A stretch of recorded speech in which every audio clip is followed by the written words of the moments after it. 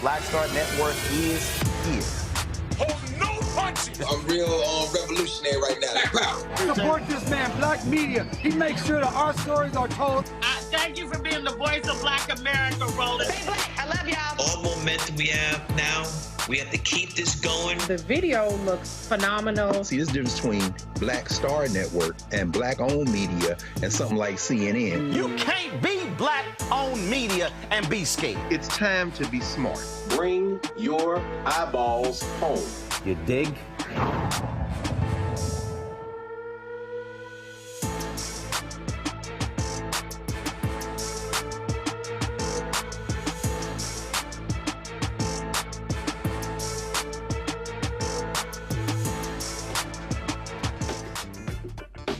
It's Thursday, April 18, 2024. Coming up on Roland Martin Unfiltered, streaming live on the Blackstar Network. A Texas judge rejects Attorney General Ken Paxton's claim that a Harris County program to help low-income households violates the state constitution. The Harris County attorney will join us to talk about the Uplift Harris program. A 12-member jury has been sworn in for Donald Trump's hush money trial, but not before two jurors get excused after they voiced concerns about their safety because Trump and conservative as well as mainstream media put out a lot of details about those jurors. Black Voters Matter is teaming up with the American Cancer Society Cancer Action Network for the Sick and Tired campaign, which spotlights the 10 states that have refused to expand Medicaid eligibility. We'll be joined by Black Voters Matter National Field Co-Director. A Tennessee Republican compared legislators to ugly strippers. Yeah, he actually said that about Memphis legislators. Wait till we show the video. Plus, I want to tell you about the future of the Blackstar Network on for the fast channels that we are on. All that and more. It is time to bring the funk on Roland Martin Unfiltered on the Blackstar Network. Let's go. He's got whatever the miss, he's on it. Whatever it is, he's got the scoop, the fact, the find. And when it breaks, he's right on time and it's rolling. Best believe he's knowing. Putting it down from sports to news to politics. With entertainment just for kicks, he's rolling. It's on go, roll, y'all. It's Roland Martin, yeah. Rolling with Roland now. He's funk, he's fresh, he's real, the best, you know he's Roland Martin now.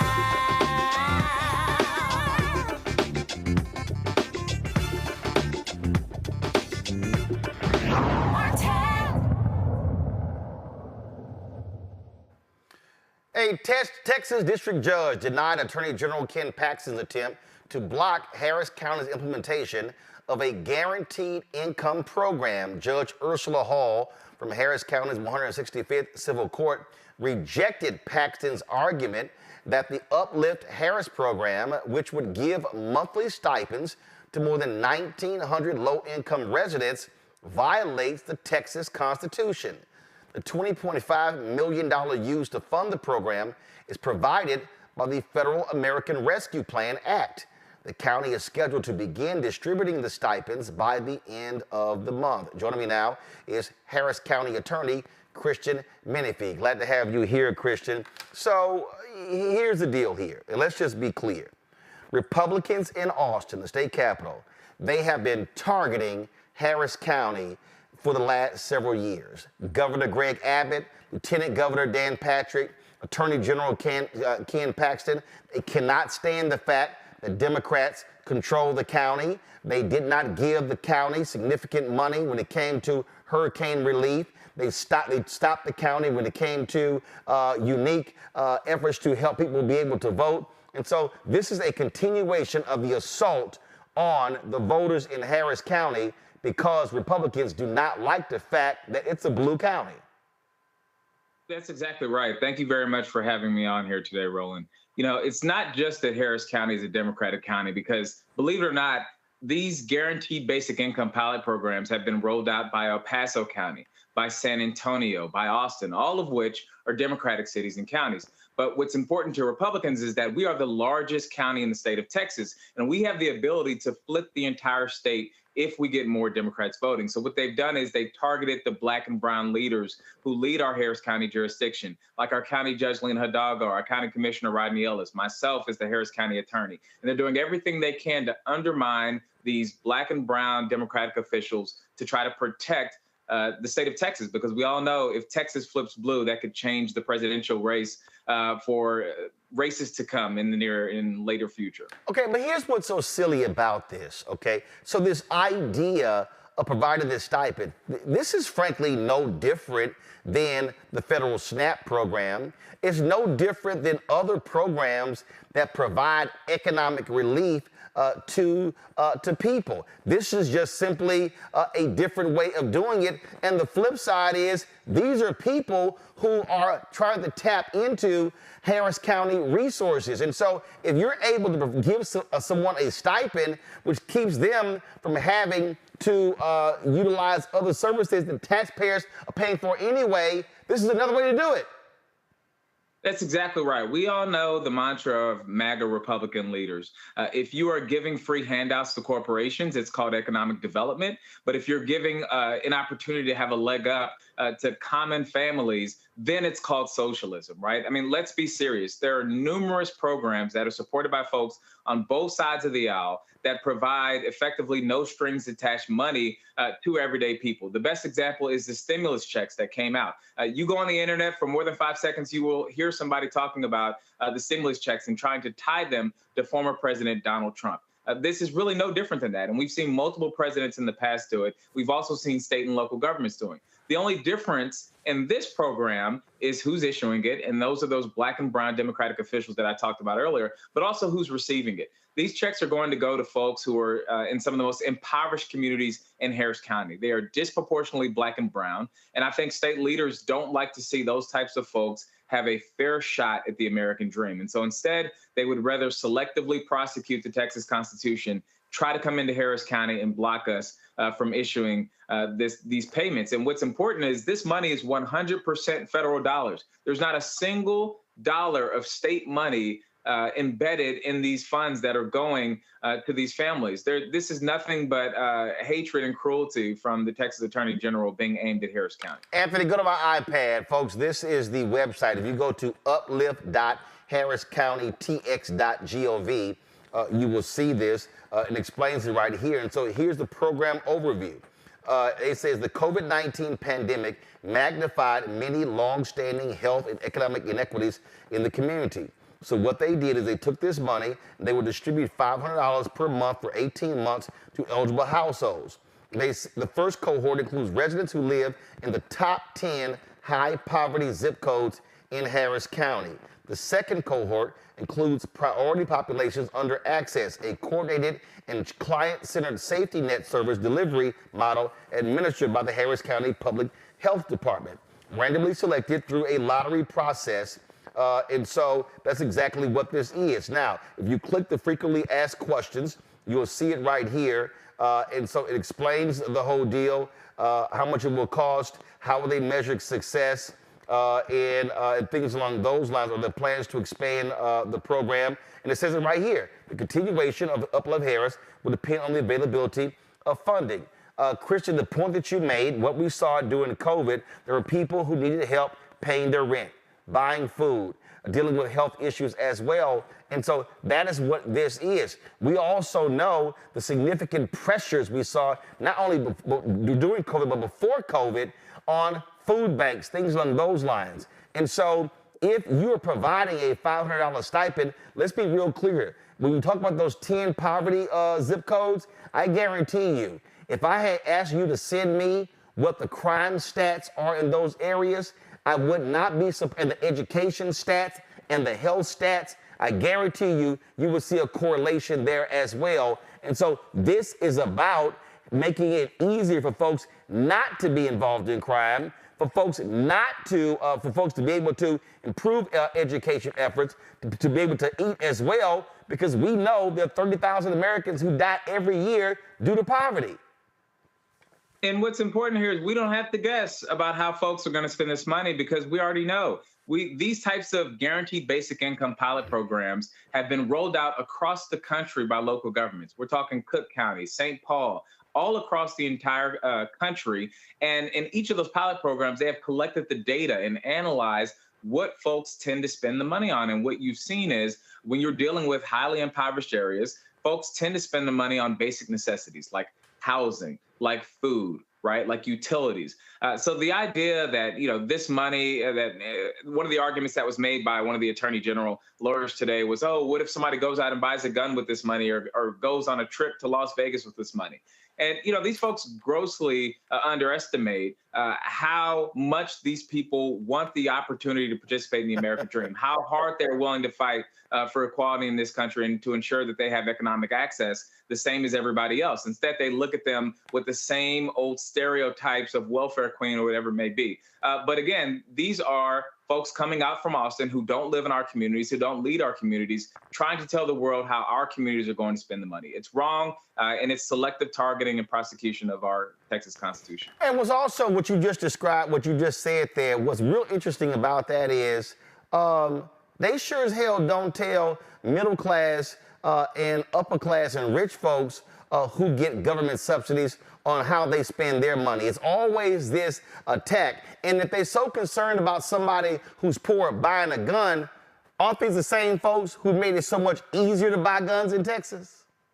That's exactly right. That is the exact response to such a nonsensical argument. All of a sudden, you're concerned about legal gun ownership in this country, right? After you have nonsensically broadened the Second Amendment and done away with any type of gun control restrictions here in the state of Texas. But we also know that this is really about targeting impoverished communities. These same people who say that it is unfair for a pilot group to participate in this program, they're the same folks who are trying to push school vouchers here in the state of Texas that would allow even wealthy families to use taxpayer dollars to send their kids to the private school of their choosing. This is about welfare for me, but not for thee, right? This is about folks not having equal access to our economy and doing everything they can to misuse the government in order to keep out those people who have traditionally been left out of our economic systems. It is a shameful attempt by a disgraced attorney general here in the state of Texas to play politics on the backs of real families who could really use the help.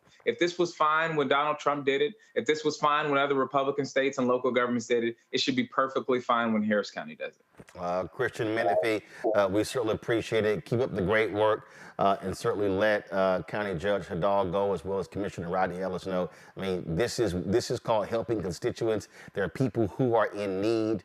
And so this is not helping out folks get tax breaks who have yachts and private jets. These are folks who are going, and as you said, when they spend the money in grocery stores, that's helping the economy. When they spend the money when it comes to electricity or paying their rent, that's keeping them from being evicted and also now putting even more pressure on government to take care of those folks. So it's kind of basic, and that's why it's called a basic guaranteed income. That's exactly right. We need to rethink the way that we approach social policy in this country. We've created a system that is so skewed that we're perfectly fine with a pipeline company making $1 billion in profit while Texans freeze during the most expensive winter storm in the history of the state. But we somehow have a problem if lower income Black and brown families get $500 a month. Give me a break. I in no way believe that these are viable, reasonable arguments, and that's why I plan to vigorously do everything I can to protect the Harris County Uplift Harris program. And you just made that point there, and I just want to be able to show people this. Just give me a second. And look, I'm born and raised there in Houston, so I'm proud of what Harris County is doing. Houston is the petrochemical capital of the world. But just in case anybody wants to understand what Kristen said, and again, this is very simple. Go to my iPad, Anthony. Fossil fuel companies get, look at this here, fossil fuel subsidies surged to a record $7 trillion last year as governments supported consumers and businesses during the global spike in energy prices. The federal government provides subsidies to oil companies that have made billions of dollars in profits. But I'm sorry, those are called, as you said, economic subsidies, but they call it handout and welfare when it's poor people.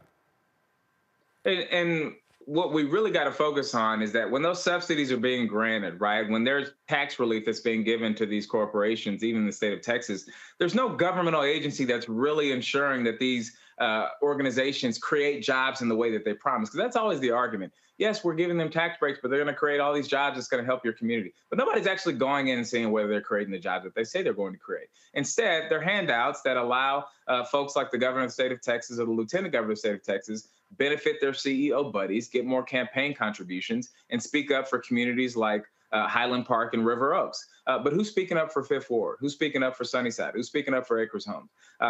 My view is that is why I was elected, is to protect those communities. And so, if we have to fight this all the way up to the Texas Supreme Court, I don't care who's on the other side, Ken Paxton or anybody else, we're going to fight it as hard as we can, because these communities deserve a voice and they elected us to be their voice. And so of that money right here, this is a press release from Senator Sheldon Whitehouse.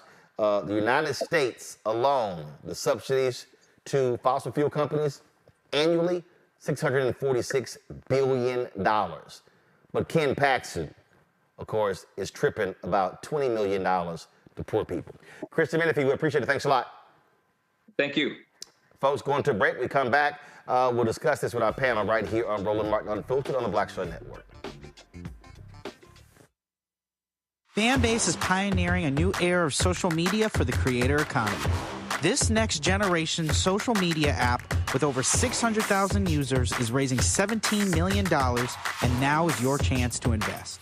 For details on how to invest, visit startengine.com/fanbase or scan the QR code. Another way we're giving you the freedom to be you without limits. I was just in my backyard. I just said I was manifesting about life. I said, I would love to come back because it was a great time, and these kids need that right now. They need that male role model in the schools, I think. Even on TV. Because people are scared to go into the high schools. The high school, you know what I mean? I would love to bring it back, and I think we can bring it back. What do you think? I think we'll ask the people. We'll ask your people. We'll do a poll. Y'all want to hang a Mr. Cooper? Yeah, I say let's go. We all look good. Holly looked good. Raven looked the same. Marquise, Don Lewis. It'd be funny to have the bullshit you see out there on TV now. God damn. What the fuck? What happened to TV? Damn. It's some. I'm like, oh my God.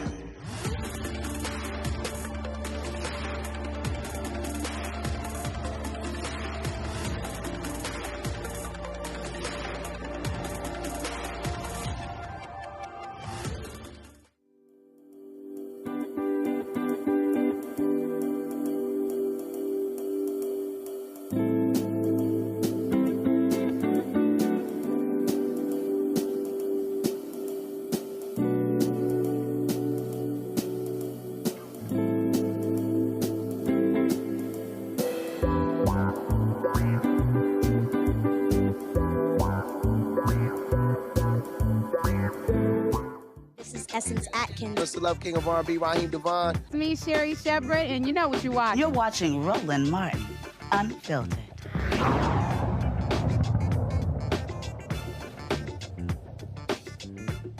All right, folks, welcome back to Roland Martin Unfiltered. Introducing my panel, Reese Colbert, host of the Reese Colbert Show on Sirius XM Radio out of D.C. Dr. Greg Carr, Department of Afro-American Studies, Howard University, host of the Black Table on Blackstar Network. Lauren Victoria Burke, writer with Black Press USA out of Alton, Virginia. Anthony, go to my iPad. This right here, y'all, is a breakdown of the top 100 companies that gets federal subsidies. Boeing, $15.5 billion. Intel, $8.3 billion. Ford Motor Company, $7.7 billion. General Motors, $7.5 billion. Micron Technology, $6.8. Amazon, $5.8. Alcoa, look at this here. Foxconn, Texas Instruments, Volkswagen, Sempra Energy, NRG, Venture Global, Next Era Energy. You see, there's a lot of energy companies. Tesla, Elon Musk is always running his damn mouth, $2.8 billion. Walt Disney, $2.4 billion. Hyundai, $2.3 billion. Oracle, Shell, Samsung, Toyota, Nike, Facebook, Google, Alphabet, Comcast, Paramount Global, Brookfield, ExxonMobil, Apple. Yeah, Apple, the richest company in the world, $1.9 billion. Nissan, Berkshire Hathaway, the Oracle, Warren Buffett, his companies, $1.8 billion. General Electric, JP Morgan Chase, Jamie Dimon, $1.7 billion. The Southern Company, Energy Transfer, Duke Energy, Rivian Automotive, another electric company, General Atomics, OGE Energy, SCS Energy. Do y'all see the pattern right here over and over and over? This is the reality, Lauren. This is what happens in this country, and folk get an attitude when you talk about how do you help poor people. Yeah, surely, as the gentleman already made the point, so much of this money, this is federal money, this is us paying into the system with everybody else with regard to tax money. And when someone comes up with a program to help people, the average American, we have this issue where for some mysterious reason it can't happen. And by the way, in the background, probably over this weekend, your Congress will be voting for billions and billions of dollars of your tax money to go into the war in the Middle East and in Ukraine, and probably banning TikTok. So I'm not sure why it is. I just don't know what Republican policy is, other than to shift money to their friends and to corporate actors. I mean, I guess that's what Republican Party policy is. The policy always seems to go to people who already have made it and really shouldn't be getting that type of welfare. I'd be remiss in not mentioning, too, that, 2 weeks ago that we found out that the mayor of D.C. decided to give a billionaire quite a subsidy for a stadium.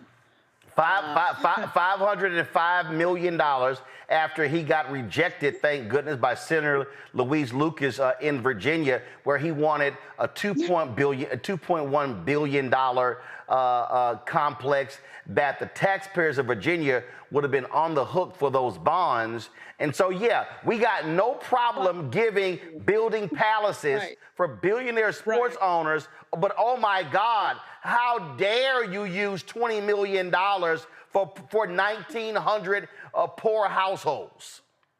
Right. At least with the Leontis thing, that's in the United States. I have a particular problem when I see billions of dollars of our tax money going outside of the United States. Of course, I don't think the Leontis $500 million giveaway is a good idea. Certainly, particularly in the city of D.C., where you do have a quadrant of D.C. that everybody ignores, which is the black folks in South. Everybody wants to pay attention to Northwest all the time and DuPont Circle as if that's the only part of D.C.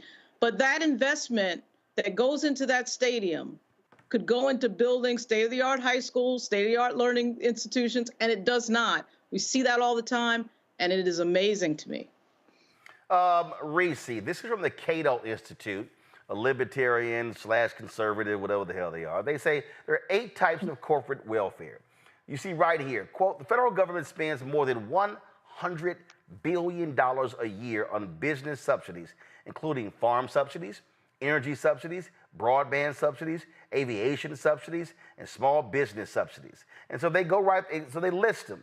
And they say corporate welfare is a complex phenomenon, especially today because government has become so large. So they say corporate welfare is expand sales, expand profits, receive bailouts, reduce competition, tilt the playing field, hijack benefits, offload costs, abuse contracting. And so you see right here, here's a perfect example. They say one company that caught the attention of federal auditors was TransDigm, which produces military parts. Defense News reported in 2019, the Pentagon paid contractor TransDigm $1,443 for a 3-inch ring called a non-vehicular clutch disc, which is used in the C-135 transport aircraft, though it cost the company just $32 to produce. Auditors found that the company earned excess profit on 112 of 113 contracts they received. Oh, but we are bitching that broke people are gonna get $500 a month. Yeah, let's just be clear. This isn't about trade-offs. The Republican policy of obstructing cash payments to lift people out of poverty, to make people who are the working poor more comfortable in their lifestyles. It's not about trade-offs. It's not about our capacity as a nation to do something about the state that people are in, people who are largely working one or more jobs. This is about cruelty. The cruelty of it is the point. The subjugation of a group of people who, as long as they are subjugated, as long as they are just barely keeping their head above water trying to make ends meet, they're going to be disengaged from the political process. And we know that with Republicans, the more people are engaged, the more that people can connect the dots between politics and their own station in life, then the worse that Republicans do, unless you're talking about the very wealthy. So sure, they're going to continue to support billions in subsidies for corporations who have lobbyists who keep them employed indefinitely. Of course, they're going to support that. Are they going to support people who are working, who are poor, who are in poverty? Of course not. We had that opportunity with the first stimulus package that the Biden-Harris administration passed, where we saw 50% of children lifted out of poverty for 1 year, and that expired because of Republicans and people like Joe Manchin. And so, as long as we're having this conversation in terms of dollars and cents, as opposed to really the moral depravity of Republicans, the notion of not just Republicans, of people around this country, that poverty and being poor is a appropriate punishment, that it is something that you deserve, and that you don't deserve. For instance, the lawyers against these payments argued people shouldn't be able to go take a vacation. People should not be able to do anything that doesn't have a direct stimulating impact to the direct area that they're in. And I don't buy that. And so we have to change how we view how people in this country should be able to live and not just survive. And then we have to recognize that Republicans are doing these kinds of things because they want to keep a large swath of the population subjugated, disengaged, and disillusioned. I love these people who say, I'm always criticizing Republicans. No, when they're Republicans who make some sense, I will actually state it. And so Representative Mike Waltz, I saw this yesterday. He was questioning the Secretary of the Air Force, Frank Kendall, in a congressional hearing. And when I saw the video, I said, he makes a hell of a lot of sense. Watch this. This, Mr. Secretary, is a bag of bushings. This bag of bushings, stamped out by machinists, don't need a high school diploma. It's not anything high tech about this. All of this bag is compliant with the FAA specifications. How much do you think the Air Force pays for this bag of bushings? I don't know, Congressman. $90,000. This is a $90,000 bag of bushings that you need for any jet turbine engine just to operate. So the exorbitant cost due to DOD only buying commercial parts from the OEMs, which is essentially sole source, is literally driving us out of business. I mean, the interest on our debt alone is now exceeding, for the first time in American history, the entire defense budget. We can't afford it anymore. This, Mr. Secretary. Now, the thing here, Greg, that, again, it's crazy to me, that bag, 90 grand. Now, we know that bag don't even cost $50, okay? And what happens is then they laud, oh, look at these great CEOs. And so what ends up happening is they're driving profits for their companies. So they're paying the CEOs crazy amounts of money. CEOs today are making far more money. The gap between what they make and the workers make is at its highest in American history. And what we have in this country, we have people in this country, and yes, mostly Republican, who attack, who denigrate, who trash, who dog poor people. When we know during COVID, who the hell were the actual frontline workers? It was the same poor people. It was the folks at grocery stores. It was the folks who were picking up trash. It was the folks who were working in hospitals. And so we love to sit here and look down on these people. And oh my God, if a Ken Paxton, okay, who should be sitting his ass in federal prison because he is corrupt, who should have been impeached The Republicans in Texas have no guts. There were a few that did, but they also got bought off by billionaires in Texas. And because he is doing their bidding, this is what you have in this country, and how shameful and despicable for these folks to complain about a guaranteed income. We are guaranteeing income to a lot of companies, energy companies and defense companies in this country. Absolutely. I mean, Roland, we're at an inflection point, another in a series of endless inflection points in the United States of America and in the global economy.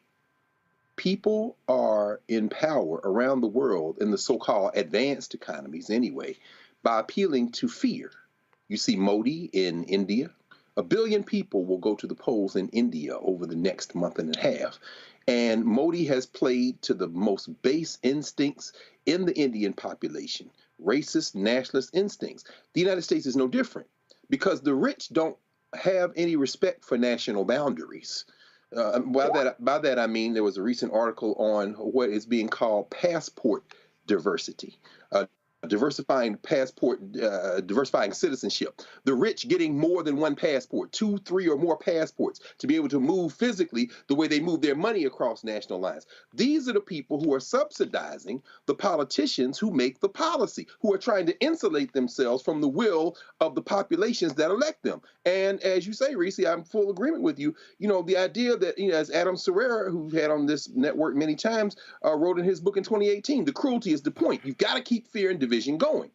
Elon Musk, who has multiple passports, of course, moved from Delaware to Texas, as you know and have talked about, because the Delaware court said you can't pick up your $56 billion bonus. So he moved to Texas because Texas invited him there to lure him there to be able to get this money. And he wants to stiff, by the way, his lawyers at Tesla as well, who are arguing that he shouldn't get that kind of a bonus. The point is that there are no laws that politicians don't make, but that those laws must be made by politicians who are elected. So what do you do in Texas? You keep appealing to a fantasy that somehow someone with no money, because of the color of their skin, aspire to become a billionaire, and one day they'll be a billionaire, so they'll vote. You suppress the vote, and then when things like this universal basic income experiments come along, you stress the cruelty. You're giving it to N-words. You're giving it to lazy Mexicans. You're giving it to all the stereotypical things that you put forward to try to make your point. Finally, this. Listening to Councilor Menifee, and again, to the way that you're talking now, that's how we have to talk now.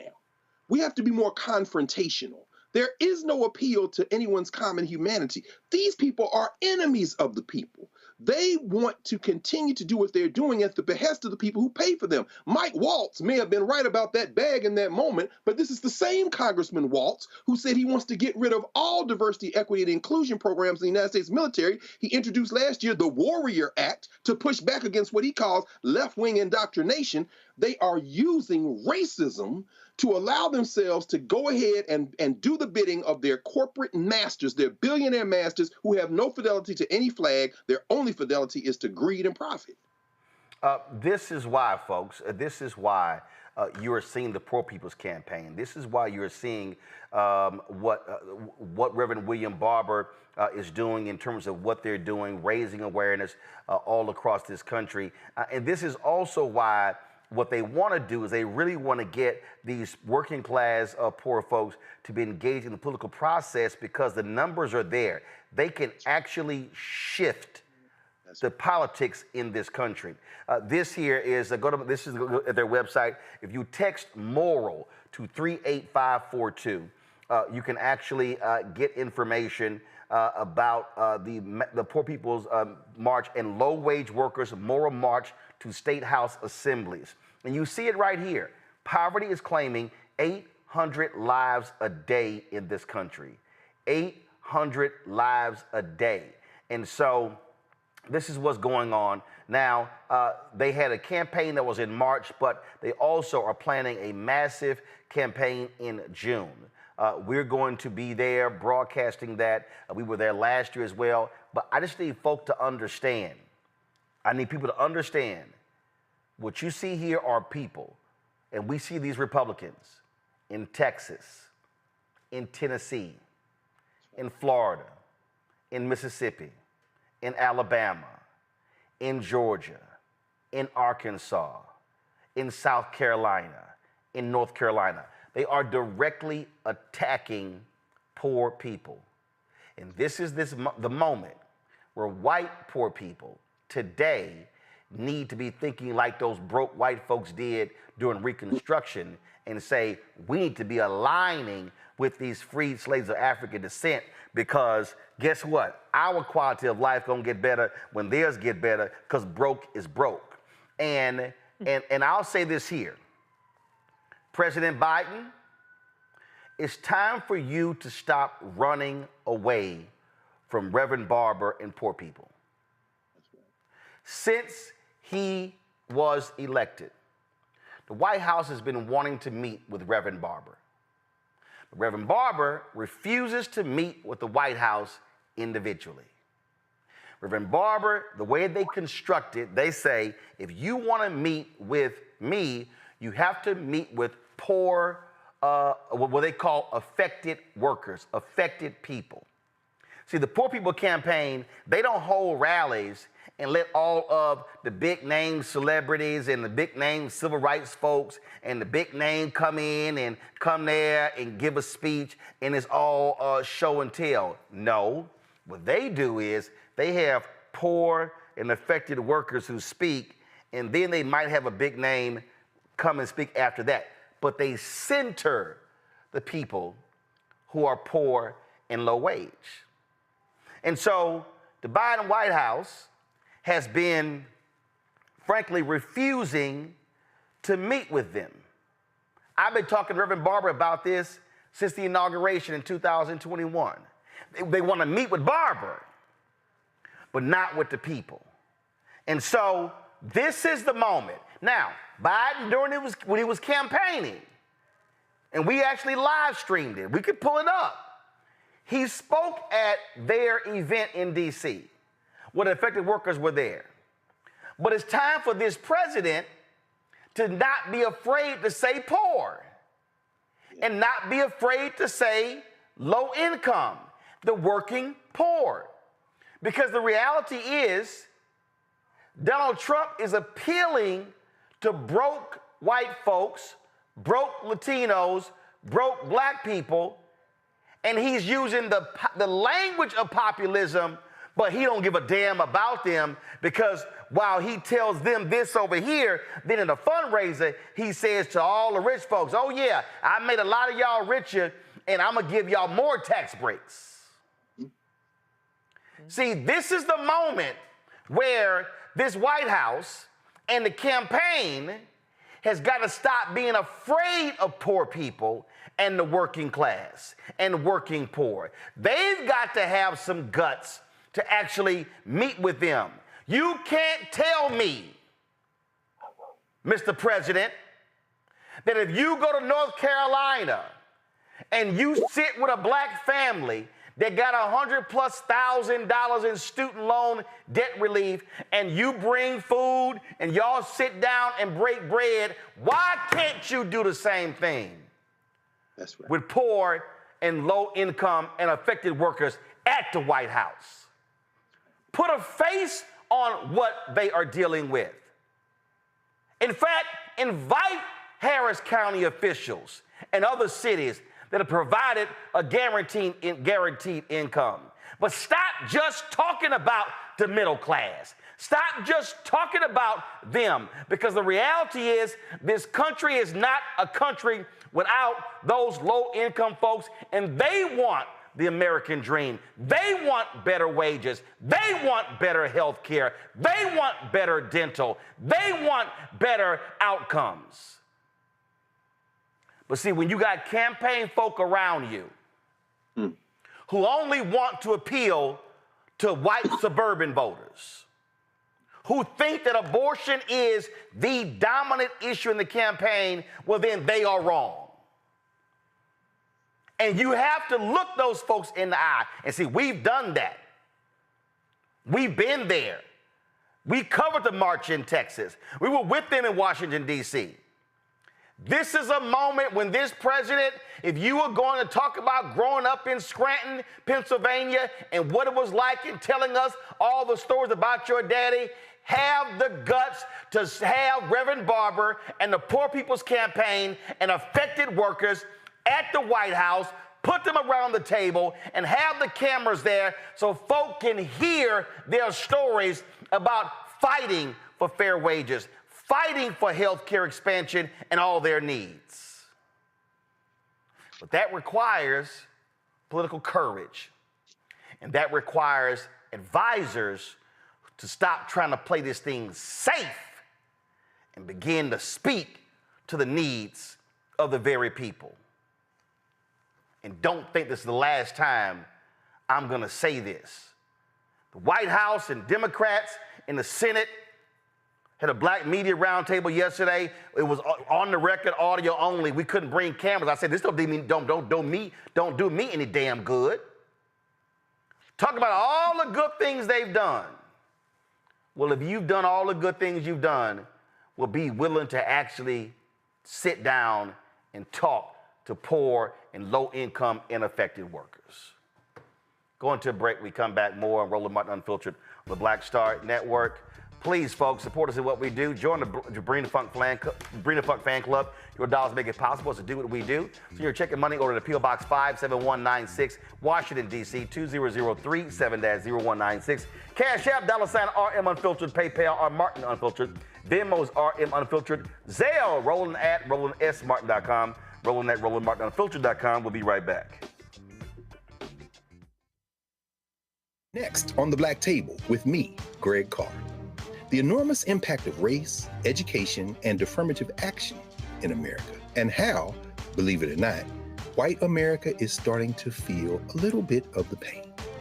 Dr. Natasha Waraku joins us with a case study of one suburban community and how it reacted when the minority students started to excel. And most people didn't say this explicitly, but was that, the academics standards are getting higher in part because of the Asian kids, and that is making our kids really stressed out. So we need to reduce the amount of homework teachers are allowed to assign. She shares a perspective that you don't want to miss. That's on the next Black Table, only on the Blackstar Network. Fanbase is pioneering a new era of social media for the creator economy. This next generation social media app with over 600,000 users is raising $17 million, and now is your chance to invest. For details on how to invest, visit startengine.com/fanbase or scan the QR code. Another way we're giving you the freedom to be you without limits. On the next A Balanced Life with me, Dr. Jackie, how to live the dream without it turning into a royal nightmare. We'll meet an entrepreneurial couple who've been living the dream for nearly 30 years, and they're still going strong, speed bumps and all. I was all one trying to hold back, but he thinks he can do anything. He's like, no, we're going to do it. Let's do it. Let's just jump into it. And it has worked. It's a thing of beauty, literally. That's all next on A Balanced Life on Blackstar Network. Hey, it's John Murray, the executive producer of the new Sherry Shepherd Talk Show. This is your boy, Earthquake. And you're tuned in to Roland Martin Unfiltered.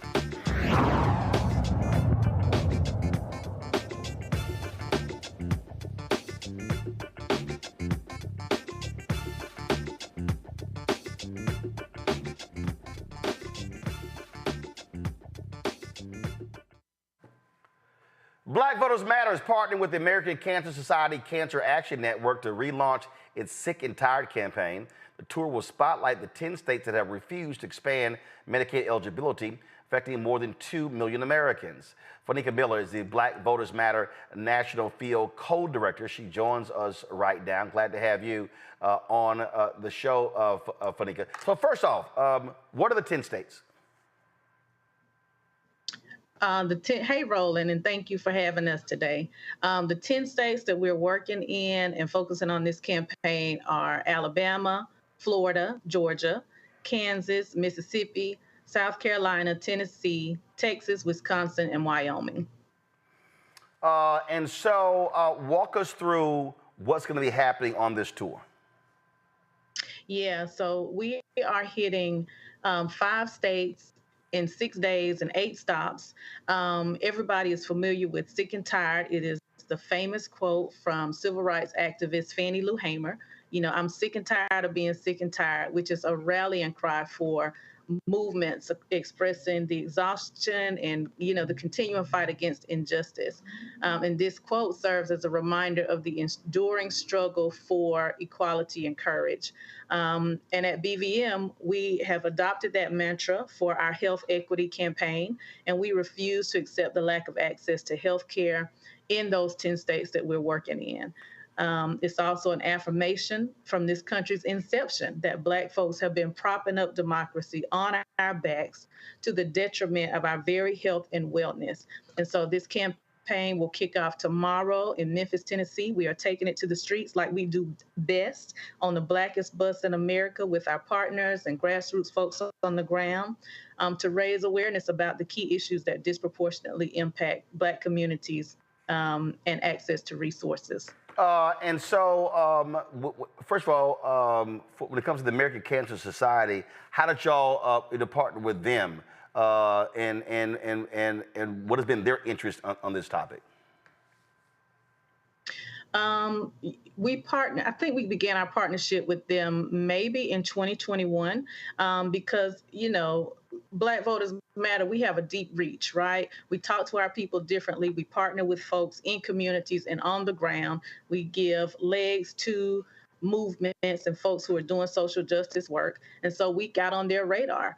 Again, because of the disparate impact of health injustices and inequities in Black communities. And we just thought it was an ideal partnership. You know, we have folks who are laser focused on health equity. We have us who are trying to raise awareness about the issues that impact Black voters every single day.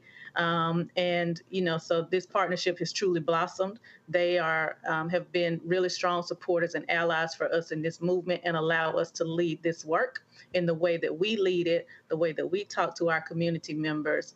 And so we're happy to just be on this train together, moving the needle. Questions from the panel. Reese, you first. Yeah, thank you, first of all, for the work that you do. I covered the lack of Medicaid expansion in my midterms books in 2022. Do you think this could be a bigger issue in 2024? It didn't really seem to move the needle with a lot of the Republican governors being reelected that are obstructing Medicaid expansion. So how do you think that this could actually play in light of the other kind of issues surrounding healthcare, like reproductive rights for 2024? Absolutely.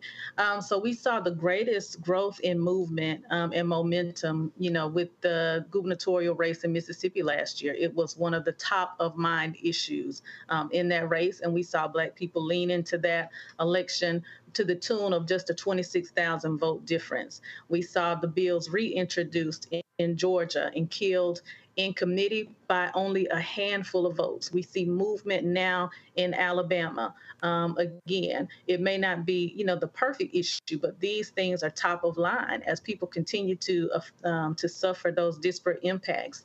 The maternal mortality, because that has been, you know, a lot of scrutiny, has continued to be on the maternal health and reproductive justice and reproductive rights. We're talking about cancer. We're talking about the environmental impacts of health. And so, yes, we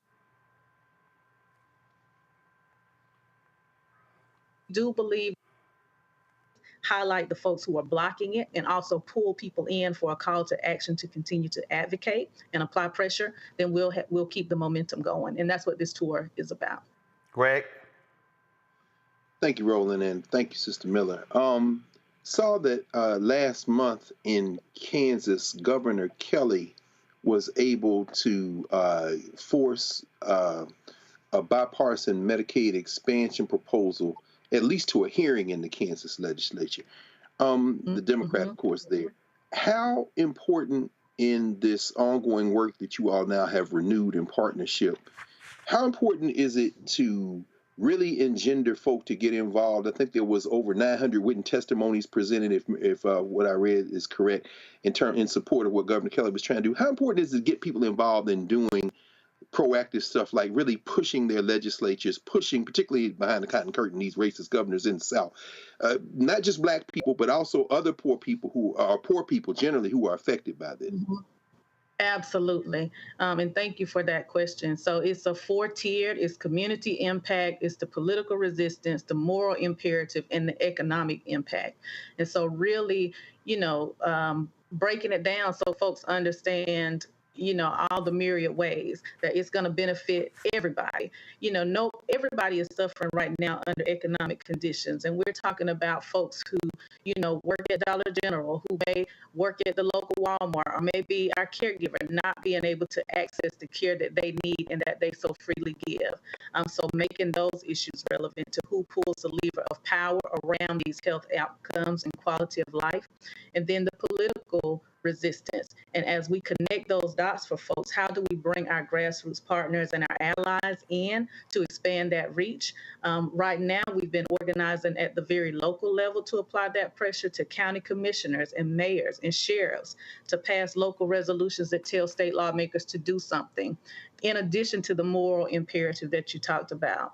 A few years ago, Robert Wood Johnson Foundation conducted a study that showed that for those states that refused to expand Medicaid, they were giving up $423.6 billion in federal Medicaid funds from 2013 to 2022. That's jobs lost, that's hospitals closed, that's families that are losing their loved ones for, the medical conditions that they can't access care to. And so this tour is a call to action. It's time for these states to prioritize health care over their ideological objections and close the coverage gap. Lauren. How many people do you think you're going to reach in the 10 states combined? What is the target goal for that?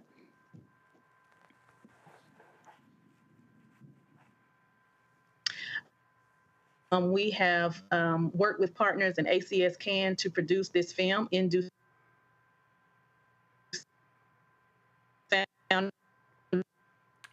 in that film. Actually, hold tight 1 second. Hold on 1 second. I need you to restart that because your video broke up. Go ahead, go. Gotcha. Okay. Our goal is to reach 50 to 100 people per stop. And then we also have a call to action. So as folks come in, they have this party with a purpose. They see this film. It's called In Due Season, that features grassroots partners across those states, in addition to our co-founder, Cliff Albright, who shares his own story. And we don't allow, we bring folks in, and then before they circle the wagons and take advantage of all the other fun elements that we bring, we're asking them to send out text messages or do the letter writing campaigns. So in addition to the people who are in the room, we're also planning to reach, tens of thousands of other people across these states in order to let them know to join us in this fight. All right, then. Well, look, Fanika, we certainly appreciate it. It's all about bringing awareness, driving media attention as well, and getting people to understand that we have to organize and mobilize. And that's the piece there. Folks, here are the dates right here. April 19th, they'll be in Memphis. April 20th, Jackson, Mississippi. April 21st, Montgomery, Alabama. April 22nd in Atlanta. April 23rd, Macon, Georgia. April 24th, Albany, Georgia. April 25th, Tallahassee, Florida. Those are the dates right there for the Black Voters Matter Sick and Tired Medicaid Expansion Campaign. We appreciate it. Thanks a lot. Thank y'all. Have a great day. All right, then. So, folks, you heard us talk about in the previous segment about the guaranteed income in Harris County and what you're seeing. And what I need everybody watching and listening to understand and to listen to me clearly here. When I say that there is an attack, a very clear attack on workers, on poor, low-income workers, believe it when I tell you this. Go to my iPad. In Louisiana, lawmakers voted to remove a law requiring lunch breaks for child workers. Florida and Texas passed laws prohibiting cities from passing laws requiring water breaks for folk who work outdoors. So when we talk about Medicaid expansion, we talk about, again, who are these people? These are the working class, the working poor, low-income people. These are the type of attacks that Republican legislatures are leading. See, here's the whole deal. All y'all folk who like, man, you sitting here, you on the plantation, you shilling for the Democrats. You just trying to make us vote Democrat. I'm stating fact.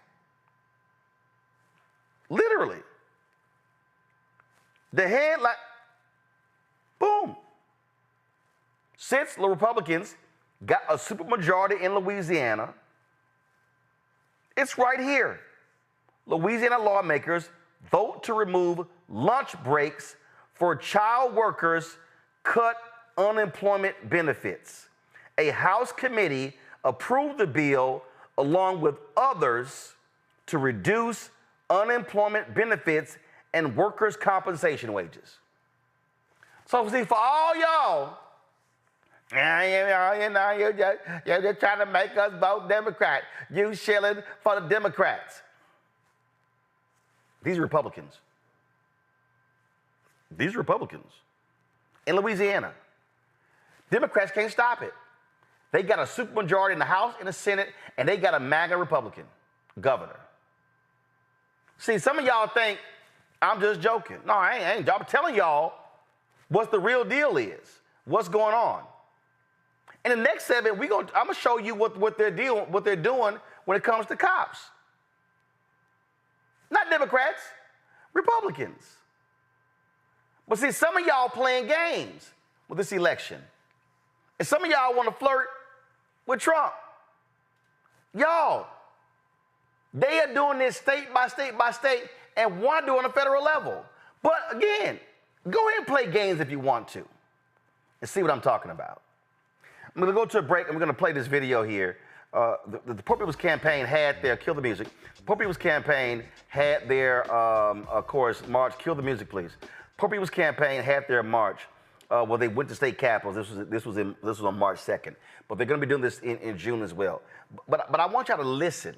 I want y'all to listen to the video, and I want y'all to listen to the potential voting power of poor and low-income and working-class people, and how poor, low-income, and working-class people, if they, one, are targeted, if they are organized and mobilized, they can determine the outcomes of elections all across the South, the Midwest, the Southwest, hell, the whole country. The voting bloc is real if politicians actually pay attention to them. Play it.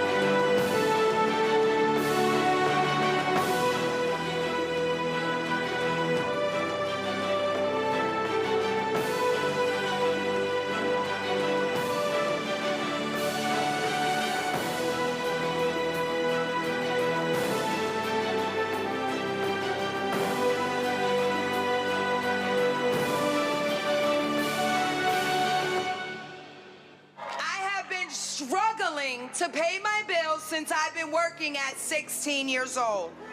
I work full-time 64 hours a week, 7 days a week. I am exhausted.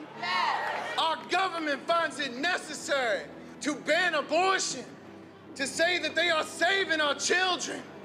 But more children die as a result of poverty in this country. We should not be cornered and forced to choose one necessity over another.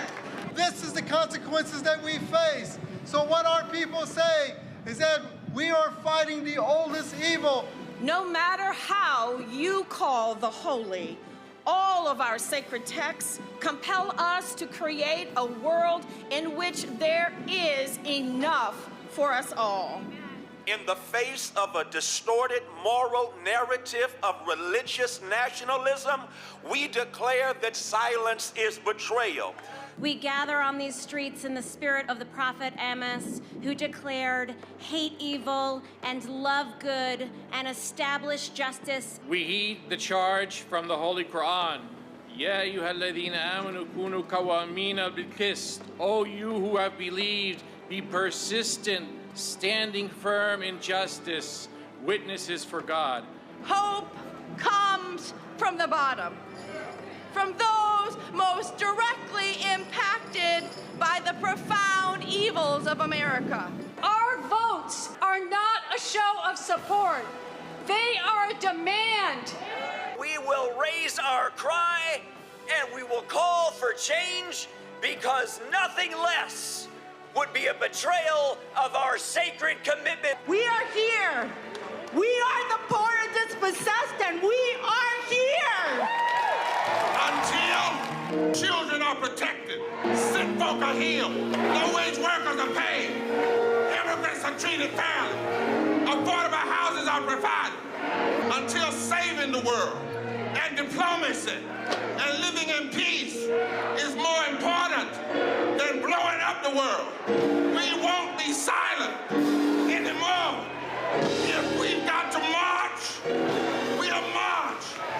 If we've got to engage in nonviolent direct action, we'll engage.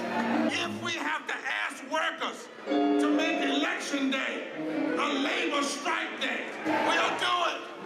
But until then, we won't be silent or unseen or unheard anymore.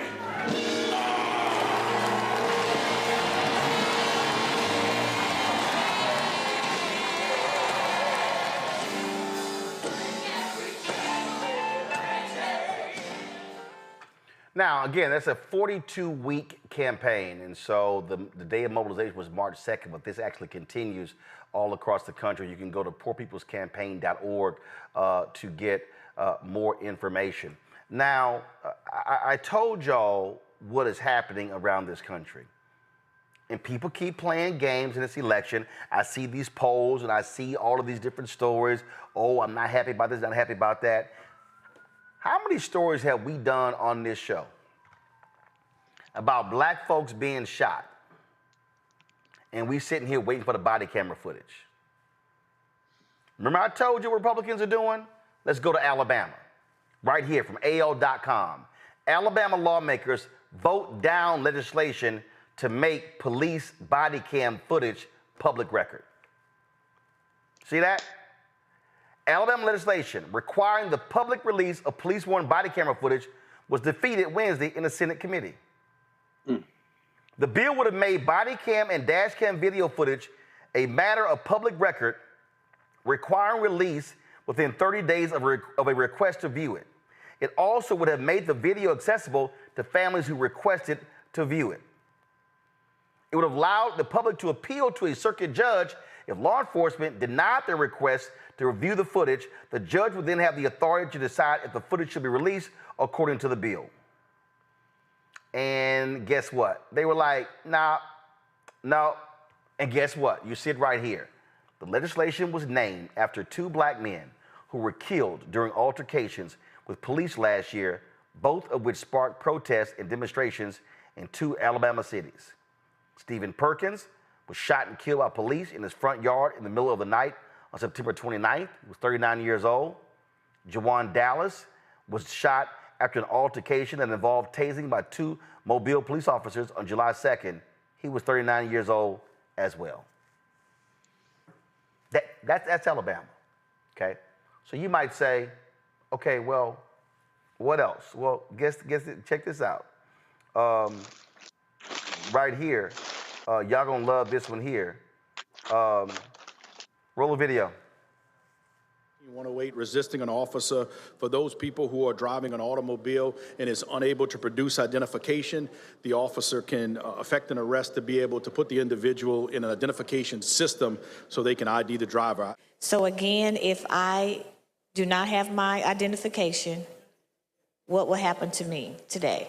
Under currently, under the passage of your bill, is if and the officer believes you're not giving the correct information, you can't produce identification, and he can't verify what you're telling him, that he has the ability to effect an arrest on you so he can identify you through a computer system that we use based on fingerprints.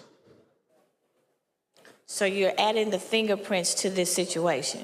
So if I give him my name and he does not think I'm giving the correct information, then he will arrest me. Yes, ma'am. During a stop. So what would that look like? No, this bill would allow them to take them into custody, bring them to a place where they have a system where they can use the fingerprints to identify them. Well, it could be the jail. I think every agency is different. It could be the police station. It could be the parish correctional facility. It could be a local police department, wherever that system is housed at for the parish. So basically, will not necessarily be if the officer thinks that you're not getting the right information. It's technically for anyone who does not have an ID. Yes, ma'am. Anyone. Yes, ma'am. Members, this bill adds a section into 14108, resisting an officer. That's what's happening in Louisiana. How many black folks in Louisiana? How many? Some also say that they're doing this because they want to go after migrants who come into the country illegally. But y'all know how this is going to actually impact us. Notice how it's going to impact us. Now, here's what's interesting. This tweet right here says, Representative Fontenot from LaForge Parish, Louisiana, made many claims in his full statement that this was being aimed at illegal immigrants, but none of that is actually lined out in the bill. That's him right there, a Republican from District 55. That's how you contact him. Right there. You got his phone number, his email. Phone number is 985-447-0999. Email is hse055@legis.la.gov. Yeah, he Cajun, he ain't Creole, so he not one of us. So here's the actual bill right here. Now, y'all tell me what you think is going to happen. If the officer, he don't believe you giving the right name. He don't believe you giving the, you don't have your ID. You forgot it. Y'all, I've actually done that. I thought my wallet was in my backpack. Dang, it was at home. Oh, you get pulled over. Now you can get arrested, take you down. Oh, we're gonna have a system where we're gonna have a system to figure out exactly who you are. Mind y'all, the law says not having an ID, you can get stopped, and they don't even you didn't commit a crime, but they're gonna ask you for your ID. These are the type of things that are happening all across the country. And when we sit here, Greg, and tell folks why vote matters, it's a whole, Louisiana is passing a slew of laws. Since that MAGA Republican Jeff Landry took, they want to rewrite the whole Constitution, the state Constitution, in 2 weeks. They have been passing laws left and right. And for all them black folks who sat at home, and let me be real clear, the Louisiana Democratic Party was trash. Katie Bernhardt didn't even get elected as the new chair. It's a brother who got elected, and pull up in a second. But then people say, well, man, I ain't know about the election, and did nobody show up? Guess what? Louisiana, especially black folks, Y'all are in for 4 years of hell because they are passing bills that are shameful and despicable and can't be stopped. That's what happens when we tell people why vote matters. Greg, go ahead. No, you're absolutely right, Roland. Of course, listening to you walk through this activity of the white nationalist legislature of Louisiana, it's just a bracing reminder of why this platform matters so much. Even the conversation earlier with Fanika Miller and Black Voters Matter. It may seem like we're fighting an uphill battle, and we are, but we're not fighting a losing battle. To punch through the noise, to punch through the TikTok videos and the YouTube shorts, these are technologies that can be used, but there is no substitute for the slow work of organizing and building collective strength. These people are open enemies of our common humanity. They have absolutely no interest in humanity. They have interest in power. They have interest in their own miserable lives and those of their masters who fund them. And they are running and they maintain their power through shrinking the electorate, for keeping people ignorant, and for appealing to the most base instincts in humanity, hatred and fear.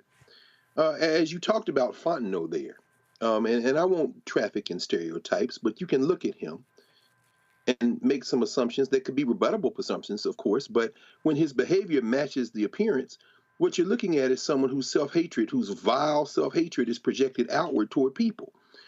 In that same Louisiana legislature, when you talked earlier about this idea of not allowing children to have breaks, one of the key sponsors of that legislation in Louisiana is a dude named Roger Wilder.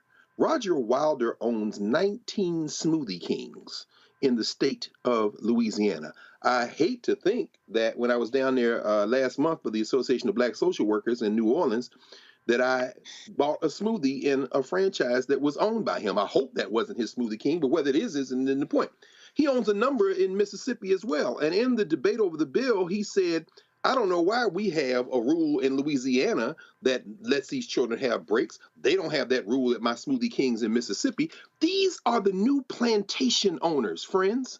They don't give a damn about the poor, whatever color they are, and they are shaking in their boots, terrified at the prospect of a William Barber and a poor people's campaign, because they realize, as they knew during Reconstruction, as their predecessors knew, that once poor people get beyond the politics of hatred and fear, they can overwhelm these enemies of our common humanity. And I'll end with this.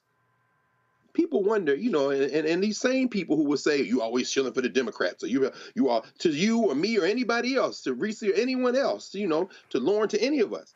These are the same people who would say, you're always talking about, you're begging for money and support the network. Do you know why these same corporate interests are not going to plow millions of dollars into the Blackstar Network? Because they understand that it's the people who watch this network. The base is Black, but it is hardly exclusive in terms of the viewership of this network. Continue to educate themselves and educate themselves relative to the people who come on this network and share information, who understand the relationship between politics and education and informing oneself. They understand that that is what will threaten their ability to attack our common humanity. That makes this moment more important than ever, because they're on the verge of eliminating the ability to participate in the electoral process in this country. They're beyond it. And you know how you know they're on the verge? Because they are acting now with impunity. They are not even trying to pretend as if they're doing something different. Reese, this is what Landers also doing. Go to my iPad, Anthony. Bill stripping public access to government records advances in the Louisiana legislature. They're trying to stop journalists from being able to put in freedom of information requests. And he's saying, oh, they're just, well, we can't access the reporter's notes. I'm sorry, y'all are public officials. The reporters are not. And so they want to hide that information. Louisiana is a major, major state when it comes to the environment. Of course, a lot of petrochemical companies. Look at this here. Top employees at Louisiana Environmental Agency resign in clash with new leader. Sorry, this just popped up. That the new leader is a black MAGA woman. And that's who that is. And so, again, what you're seeing here is the type of things that are happening because folk don't vote. In fact, I'm going to try to find it. Landry actually had posted a note about, how he overwhelmingly got support from the state. He got 52%, but only 36% of people actually voted. 36% of people in Louisiana actually voted. That means 64% stayed at home, and he's running roughshod with this MAGA agenda. But folk want to criticize us for raising the awareness of this sort of stuff. Yeah, you're shilling for the Democrats. Okay. Hey, knock yourself out for living in New Orleans. I'm sorry, for living in Louisiana under this MAGA rule. Well, first, to anybody who wants to throw out shilling for Democrats, fuck you very much. I don't give a damn if that's the way you want to put it, to be dismissive of pretty much objective facts on which political parties are doing what. If you have a problem with that and you can't accept that information, then I think that's a personal problem. That's not a reflection of me or anybody on this panel. So let's just start there. But citizenship is always on the ballot in this day and age. It was on the ballot when 60-something% of people in Louisiana decided to stay home.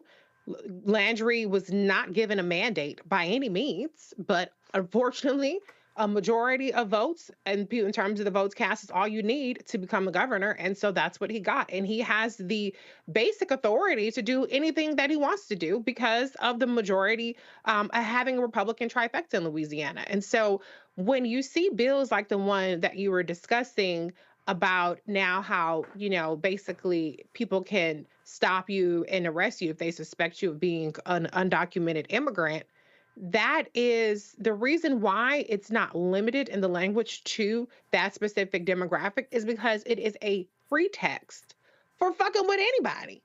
And who do they normally choose to mess with? Black people. So if you notice, now the rhetoric around Haiti is ratcheting up. See, now that they got enough Black people on their side with the anti-Northern Triangle immigrants, or anti-Northern Triangle immigrants or anti-Mexican immigrants, now they're starting to pivot to talk about Haitian immigrants and ratchet up that rhetoric around them, because as they're starting to put these laws in place that allow basically omnipotent powers for police to make you have to show your papers, prove that you are an American citizen, prove that you are who you say you are, to their satisfaction, which is subjective. Arrest first and then figure it out later. Meanwhile, your ass in jail, and so you done lost your job. You done lost all kind of other stuff because you missed work and whatever else is going on. Car got impounded, whatever.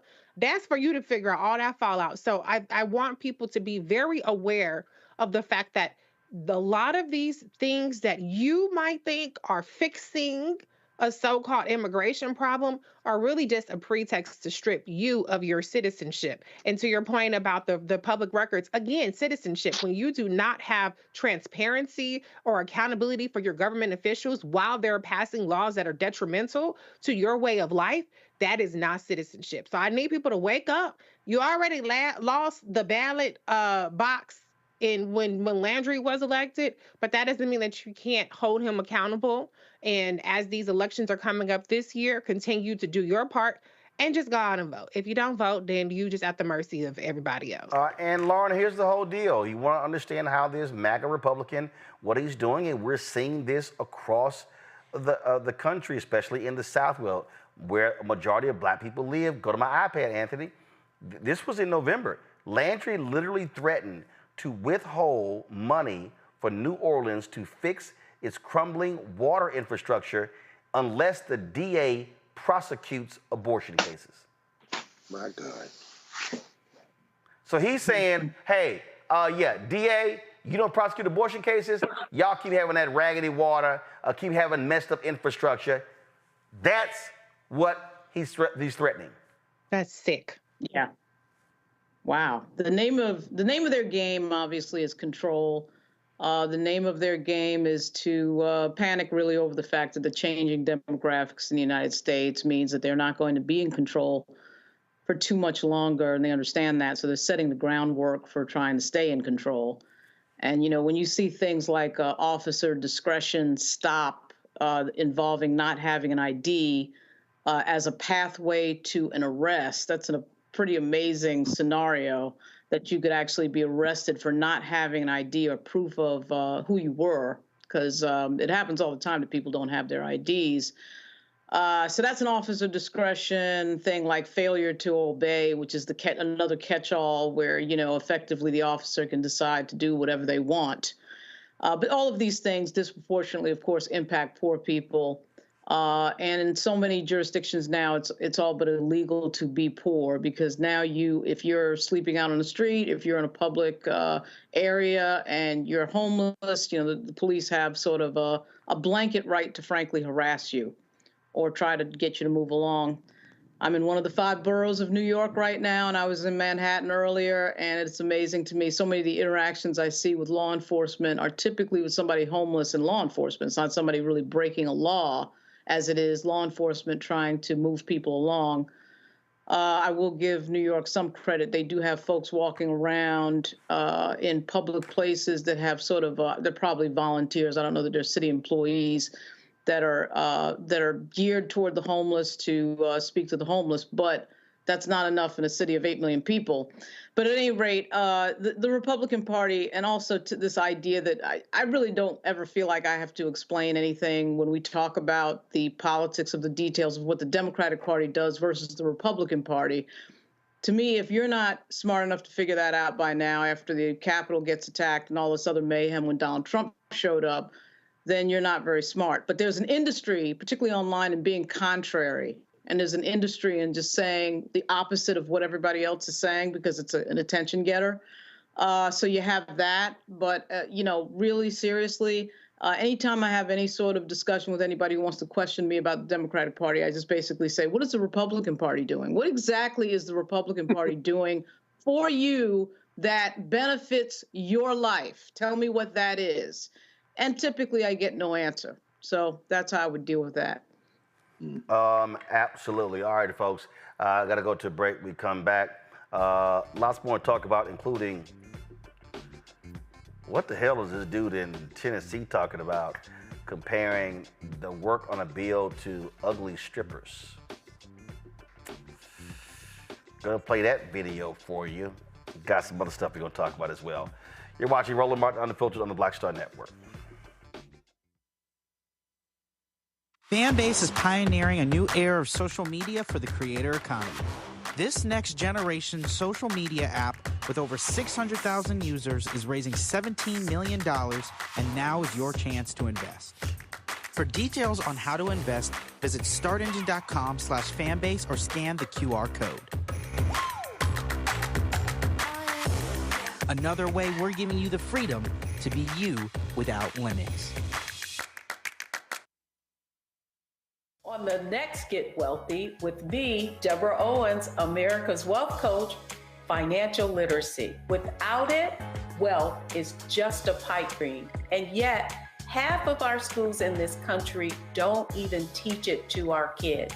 You're going to hear from a woman who's determined to change all that, not only here, but around the world. World of Money is the leading provider of immersive financial education for children ages 7 to 18. We provide 120 online and classroom hours of financial education. That's right here on Get Wealthy on Blackstar Network. Next on the Black Table with me, Greg Carr. Dr. Kwasi Kanadu, author, scholar, and healer. He is one of the truly representative thinkers and activists of our generation. I had a dream, a particular night, and when I woke up, several ancestors came to me, and they came to me and said, "We really like what you're doing, but you have to do more." His writing provides a deep and unique dive into African history through the eyes of some of the interesting characters who have lived in it, including some in his own family. The multi-talented, always fascinating Dr. Kwasi Kanadu on the next Black Table here on the Blackstar Network. What's up, everybody? It's your girl, Latasha from the A. And you're watching Roland Martin Unfiltered.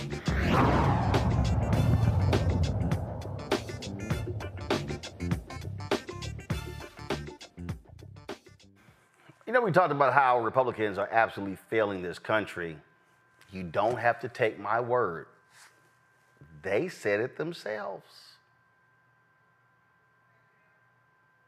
Another member of Congress resigned today. So now I'll be told, Chip, we only have a 1-seat majority or 2-seat majority. I don't even know what it is anymore. Let me ask you a question. Does it matter? In 2018, we had the House, we had the Senate, we had the White House, and we had a bigger majority than we have today. And we utterly failed to secure the border. Totally dropped the ball. Didn't do it. We have nothing, in my opinion, we have nothing to go out there and campaign on, Chris. It's embarrassing. Right. Well, I know the Republican Party in the Congress, the majority has zero accomplishments. Now, of course, this place just keeps going downhill, and I don't need to spend my time here. We've taken impeachment and we've made it a social media issue as opposed to a constitutional concept. Mike Johnson's ability to talk me into staying here is going to be about as successful as his ability into talking me into unconstitutional impeachments. Republican voters across the country are sick and tired of Republicans because they never do anything. You can't blame Joe Biden and the Democrats for why the Republican-controlled House of Representatives hasn't passed single subject spending bills. One thing. I want my Republican colleagues to give me one thing, that I can go campaign on and say we did. One. 2024 is Donald Trump. If he's the candidate, is very scary. A few moments later. Joe Biden had the largest public investment in social infrastructure and environmental programs that is actually finishing what FDR started, that LBJ expanded on, and Joe Biden is attempting to complete programs to address education, medical care, urban problems, rural poverty, transportation, Medicare, Medicaid, labor unions. And he still is working on it. I'm Joe Biden, and I approve this message. So the folks, they put that video together. But check this out. Y'all, you know, all these Republicans running around talking about, man, Joe Biden's policies, they're hurting the working people. And when you hear Tim Scott running his mouth, did y'all see this story? Remember when Biden's Consumer Financial Protection Bureau announced they were lowering credit card junk fees, which range from $30 to $41 a month, down to $8? Go to my iPad, Anthony. Republicans want to repeal that. In fact, I'm going to find the video. One of the Republicans actually said Americans have no problem with credit card junk fees. Right here in the House, they have pushed, the House Financial Services Committee voted to advance a bill that would repeal those rules, capping the fees. Guess who proposed a similar bill? Now go back. Guess who proposed a similar bill in the United States Senate?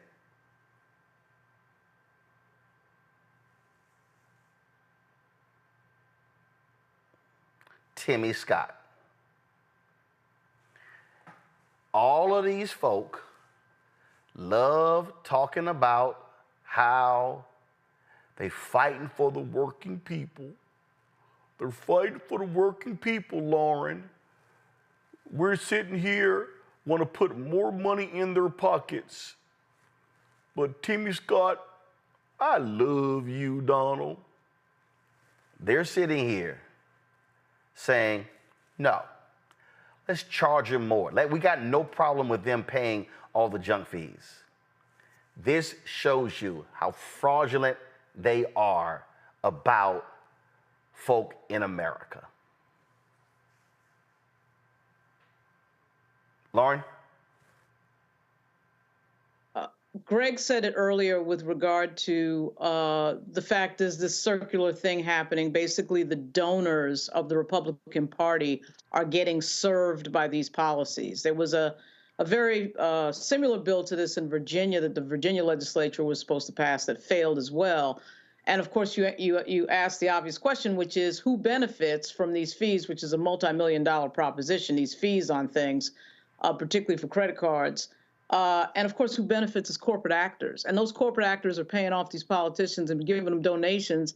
And they're doing exactly what you would think when you're getting all this donor money, which is why the Republican Party is pushing so hard to flip the law, which the Supreme Court, of course, helped them with, with regard to endless donations and shadow donations and everything else. So what you're seeing is a direct result. I guarantee you, if we were to look at Tim Scott's donations, we are going to find financial companies that would benefit from this happening, and that's why he offered it. I mean, they're not even trying to hide it anymore. Right. It used to be that it was sort of like it was embarrassing to be caught out like this. But part of the problem here is when you have the media failing to report some of this, and you have a media that's more interested in sort of horse race nonsense or flash in the pan type news and less investigative type of pieces, you don't get, I mean, you get a few people like the Jane Mayers of the world, but you don't have the level of investigation that we used to have,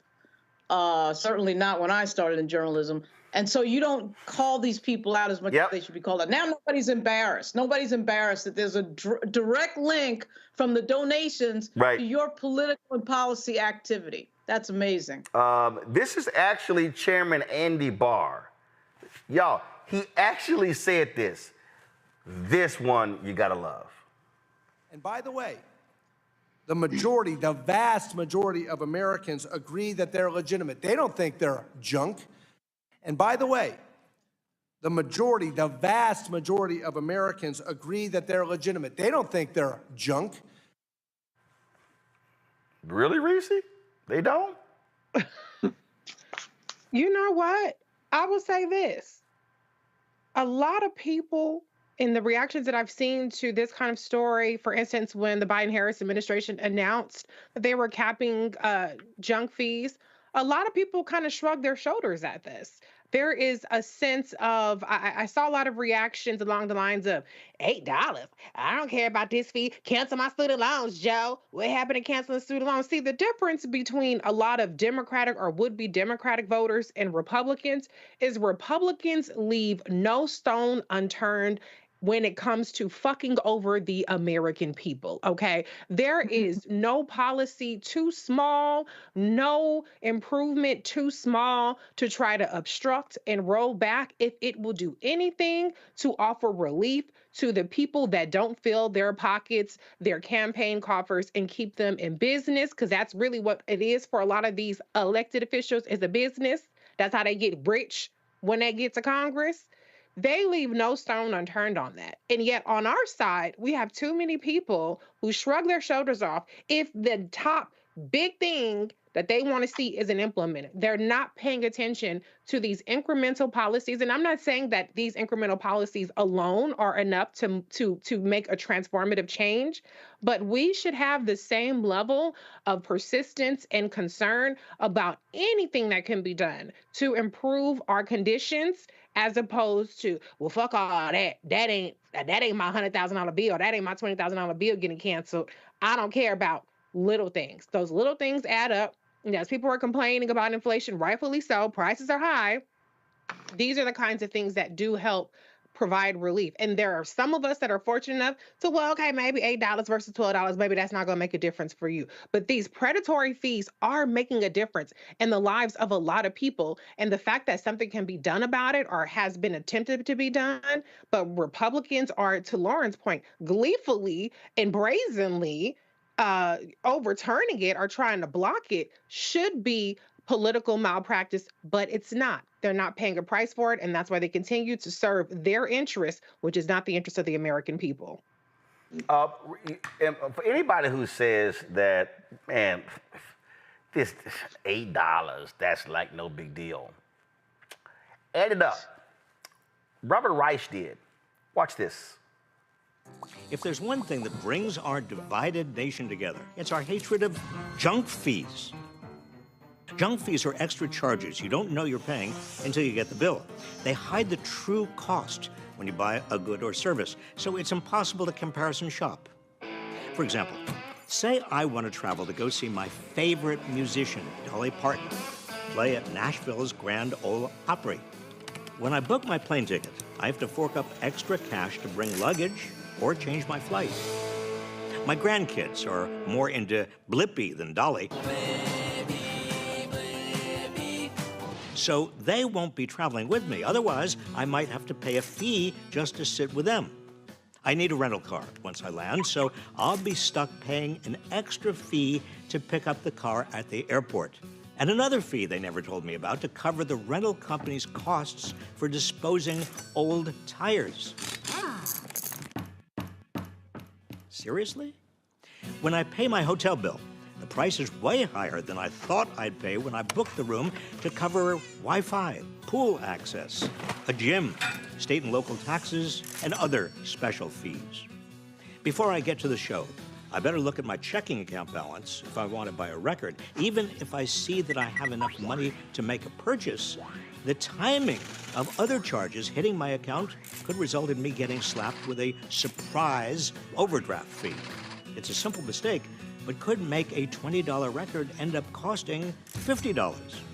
Oh, and don't forget the concert tickets themselves. Major ticket sellers like Ticketmaster tack on fees to attend shows, which can drive up the final ticket price as much as 78% higher than what I was told the initial price was. It's all bait and switch. You thought you could afford to see Dolly Parton, but it turns out it's going to take a lot more than working 9 to 5. Corporations often label these types of charges convenience fees or service fees, probably because they conveniently serve to pad their bottom lines, costing Americans at least $29 billion a year we didn't expect to pay. This is a huge problem spanning many different industries, not just the ones I'd encounter on my trip. But there is good news. President Biden has urged Congress to draw up legislation to prevent these outrageous fees. We're tired of being played for suckers.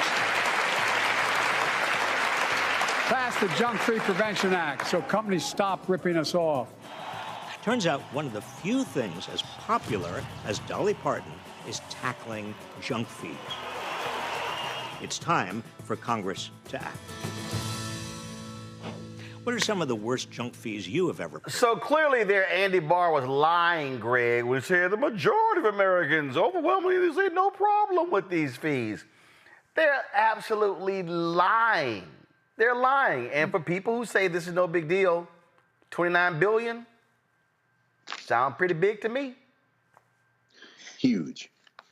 I mean, all of us this week, if you're in the United States of America, had to file either an extension or filed our income taxes this week or before this week. Those dollars going into public coffers, and if you got a refund, it's because you paid earlier through withholding.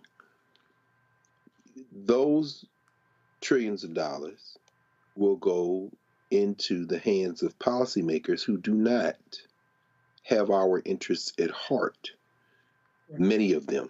This is why, as you said, Lauren, these billions will be going into the hands of their contributors, not overseas to the 51st state, Israel, not overseas to the Ukraine, but to corporations with contracts to manufacture weapons, to provide meals, to provide fuel for transportation, and in fact, the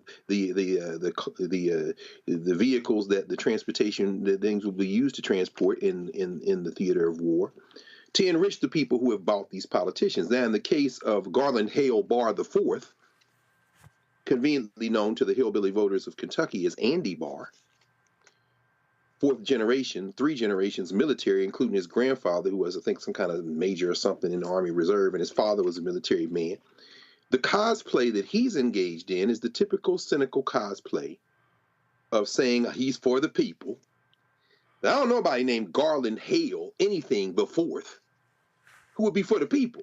You're part of the oligarchy, and you're a wholly owned prostitute for your owners, which are the corporate folk, the folks who are right here across the river at Carlyle Group and everywhere else, Blackwater, you name it, the investment funds. Even as the front page of the Financial Times yesterday said that the United States to grow at double the rate of its G7 peers this year, says the International Money Fund. The rich are not only getting richer, they're getting richer than in any time in the history of humanity, while the people who make up most of the people in the world, and in the United States specifically in this context, suffer more and more. Where am I going with this? Then you have a black-faced minstrel like Tim Scott, an exquisite minstrel, I don't mean exquisite in terms of finely crafted. I mean exquisite in terms of the level of force, the level of strong minstrelsy, which we find offensive, but we should probably pause and think about why we find his minstrelsy so offensive.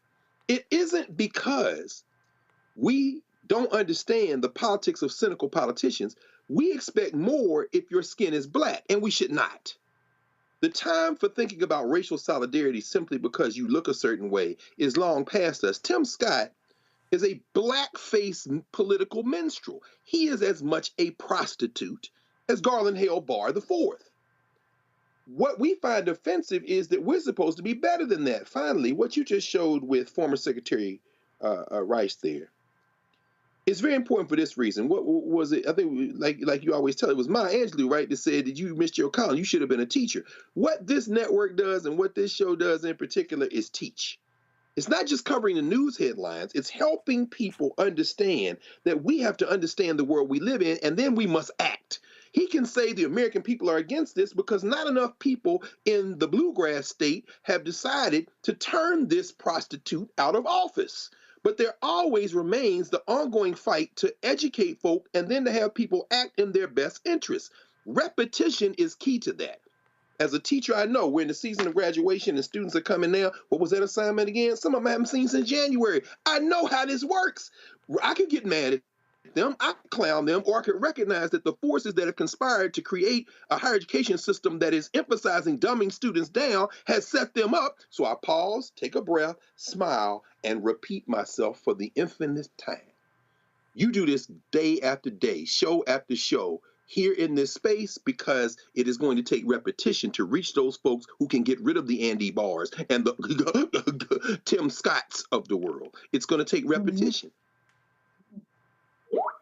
It's going to take repetition. It's also going to take resources to be able to actually do this work. I'm going to go to break, and when we come back, I'm going to talk about some changes that we're making here, but I'm going to also talk about what's happening in this world of, if you want to say, progressive or non-right-wing media, because what's happening is real. It's real, and you have contraction, you have things that are just changing, massive layoffs, and so we'll talk about that when we come back right here on Roland Martin Unfiltered on the Blackstar Network. I was just in my backyard. I was manifesting about life. I said, I would love to come back because it was a great time, and these kids need that right now. They need that male role model in the schools, I think. Even on TV. Because people are scared to go into the high schools. The high school, you know what I mean?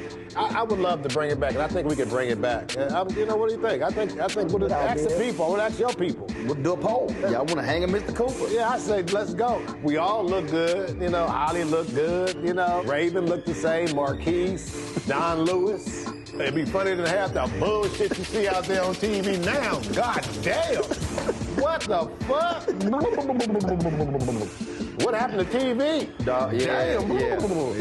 It's some... I'm like, oh my God.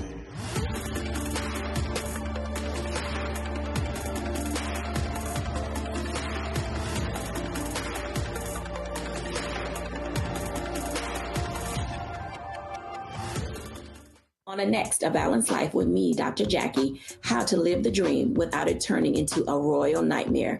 We'll meet an entrepreneur couple who've been living the dream for nearly 30 years, and they're still going strong, speed bumps and all. I was all one trying to hold back, but he thinks he can do anything. He's like, no, we're going to do it. Let's do it. Let's just jump into it. And it has worked. It's a thing of beauty, literally. That's all next on A Balanced Life on Blackstar Network.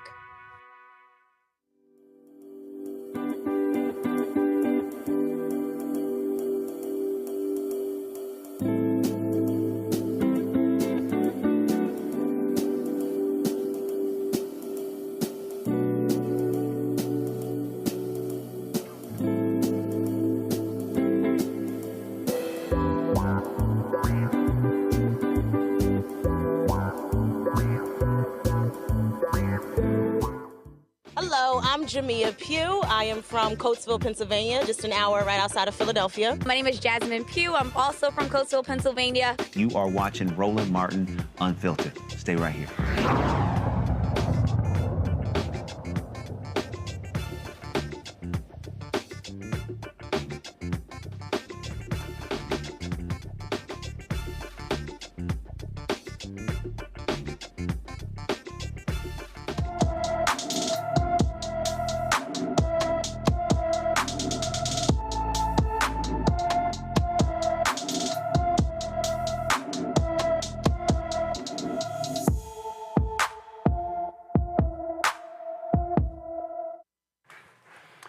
All right, folks, Black and Missing, of course, a segment that we know is critically important because too often these stories don't get any attention from mainstream media.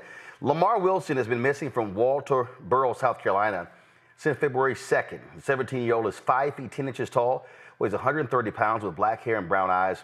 Anyone with information about Lamar Wilson should call the Walterboro, South Carolina Police Department at 843-549-1811. 843-549-1811. All right, folks, Republicans in Tennessee never cease to amaze me. So check this out. The folks of the Tennessee Holler dropped this video. This is Tennessee State Senator Brent Taylor. And he said this during a debate about the state's hotel-motel tax bill. But when he's talking, check out the reaction from Senator Charlene Oliver. Watch this.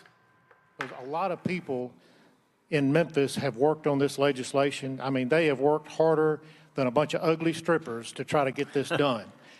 And I want to make sure that we don't drop the ball here. So I'm willing to roll this to next week to give me an opportunity to get with the chairman of the Finance Committee. Without objection. Some of y'all might have missed that. Run it back. Because a lot of people in Memphis have worked on this legislation. I mean, they have worked harder than a bunch of ugly strippers to try to get this done. And I want to make sure that we don't drop the ball here. So I'm willing to roll this to next week to give me an opportunity to get with the chairman of the Finance Committee. Without objection. Without objection. What the hell is wrong with these people, Reese? I don't know, but I'm here for Senator Oliver's reaction. It was one of those, like, I'm trying to let it go, but I can't let it go because that was just too out of pocket. And did anybody else hear that? Because nobody else was reacting. What the hell? You know, for all that Republicans like to go on about and ramble all about decorum and civility and, you know, all of these other things, they always saying some stupid shit. You know what I'm saying? And so I don't know what happened after that, but shout out to her for at least keeping it real. And everybody else who didn't seem to even flinch.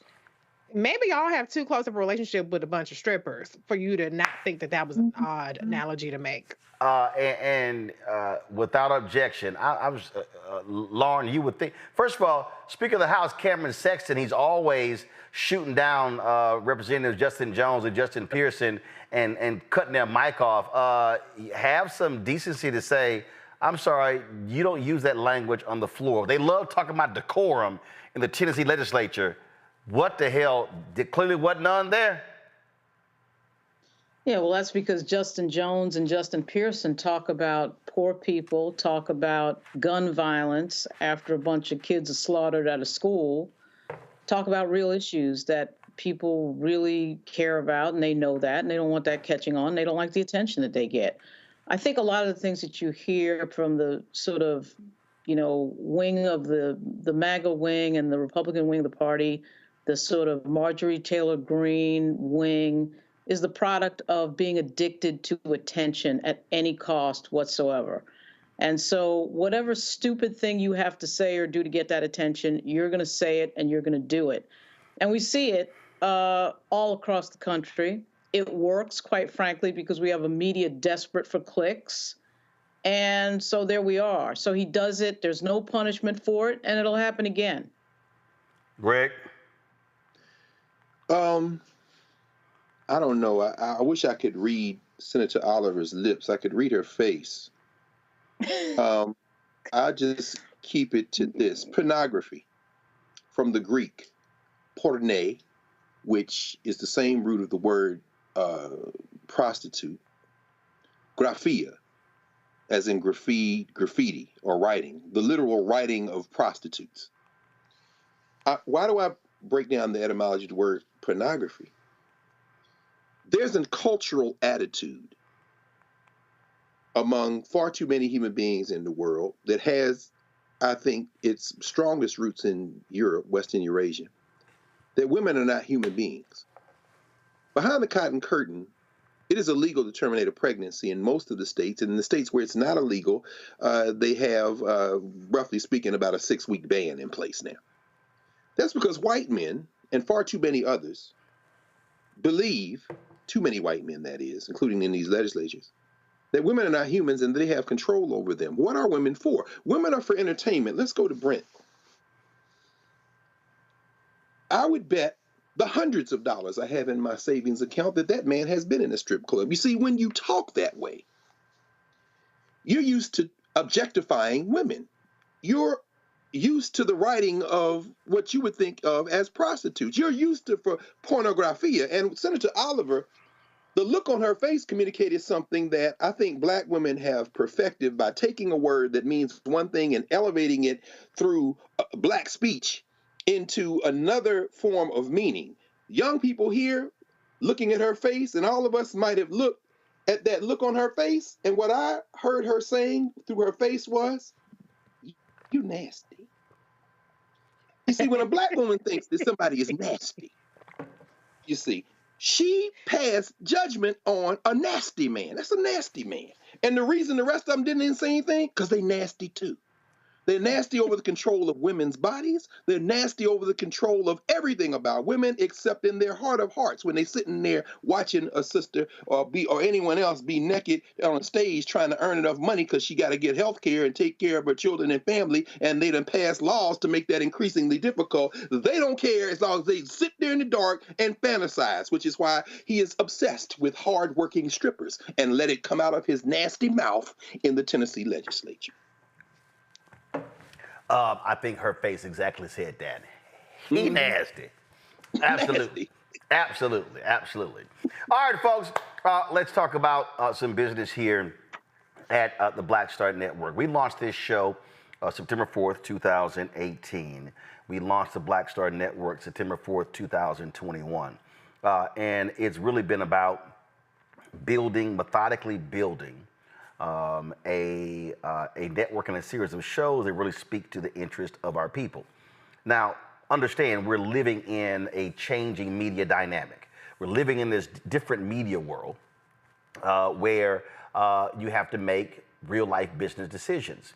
And when you look at a lot of these companies out here, what they have done, how they sort of operated, a lot of these folks have raised a lot of money and really made some dumb decisions. So first, on a programming note, the frequency with D. Barnes, that show has come to an end. That show has made its run. We launched it a year ago, and so we've decided to end that particular show. Also, Faraji Muhammad has announced that he's going to make his last show April 26th. And so Faraji's show, his last show will be on April 26th. Now, independent of those decisions, I was looking at our various fast channels. So now remember we announced that the Blackstar Network was available on these platforms here. You often heard me promoting. You can catch us on Amazon News. You can catch us on Amazon Fire. If you tell Alexa play news from the Blackstar Network, you can do that. You can also catch us on Plex TV, Amazon Freevee, Amazon Prime Video. Guys, pull it up. Come on, pull it up. So you can actually see that. And so we started, I think it was January of last year. And there were a lot of other fast channels that wanted us to come on the network. But I said, you know what? I think it was probably in the fall. I said, you know what? Let's pull back.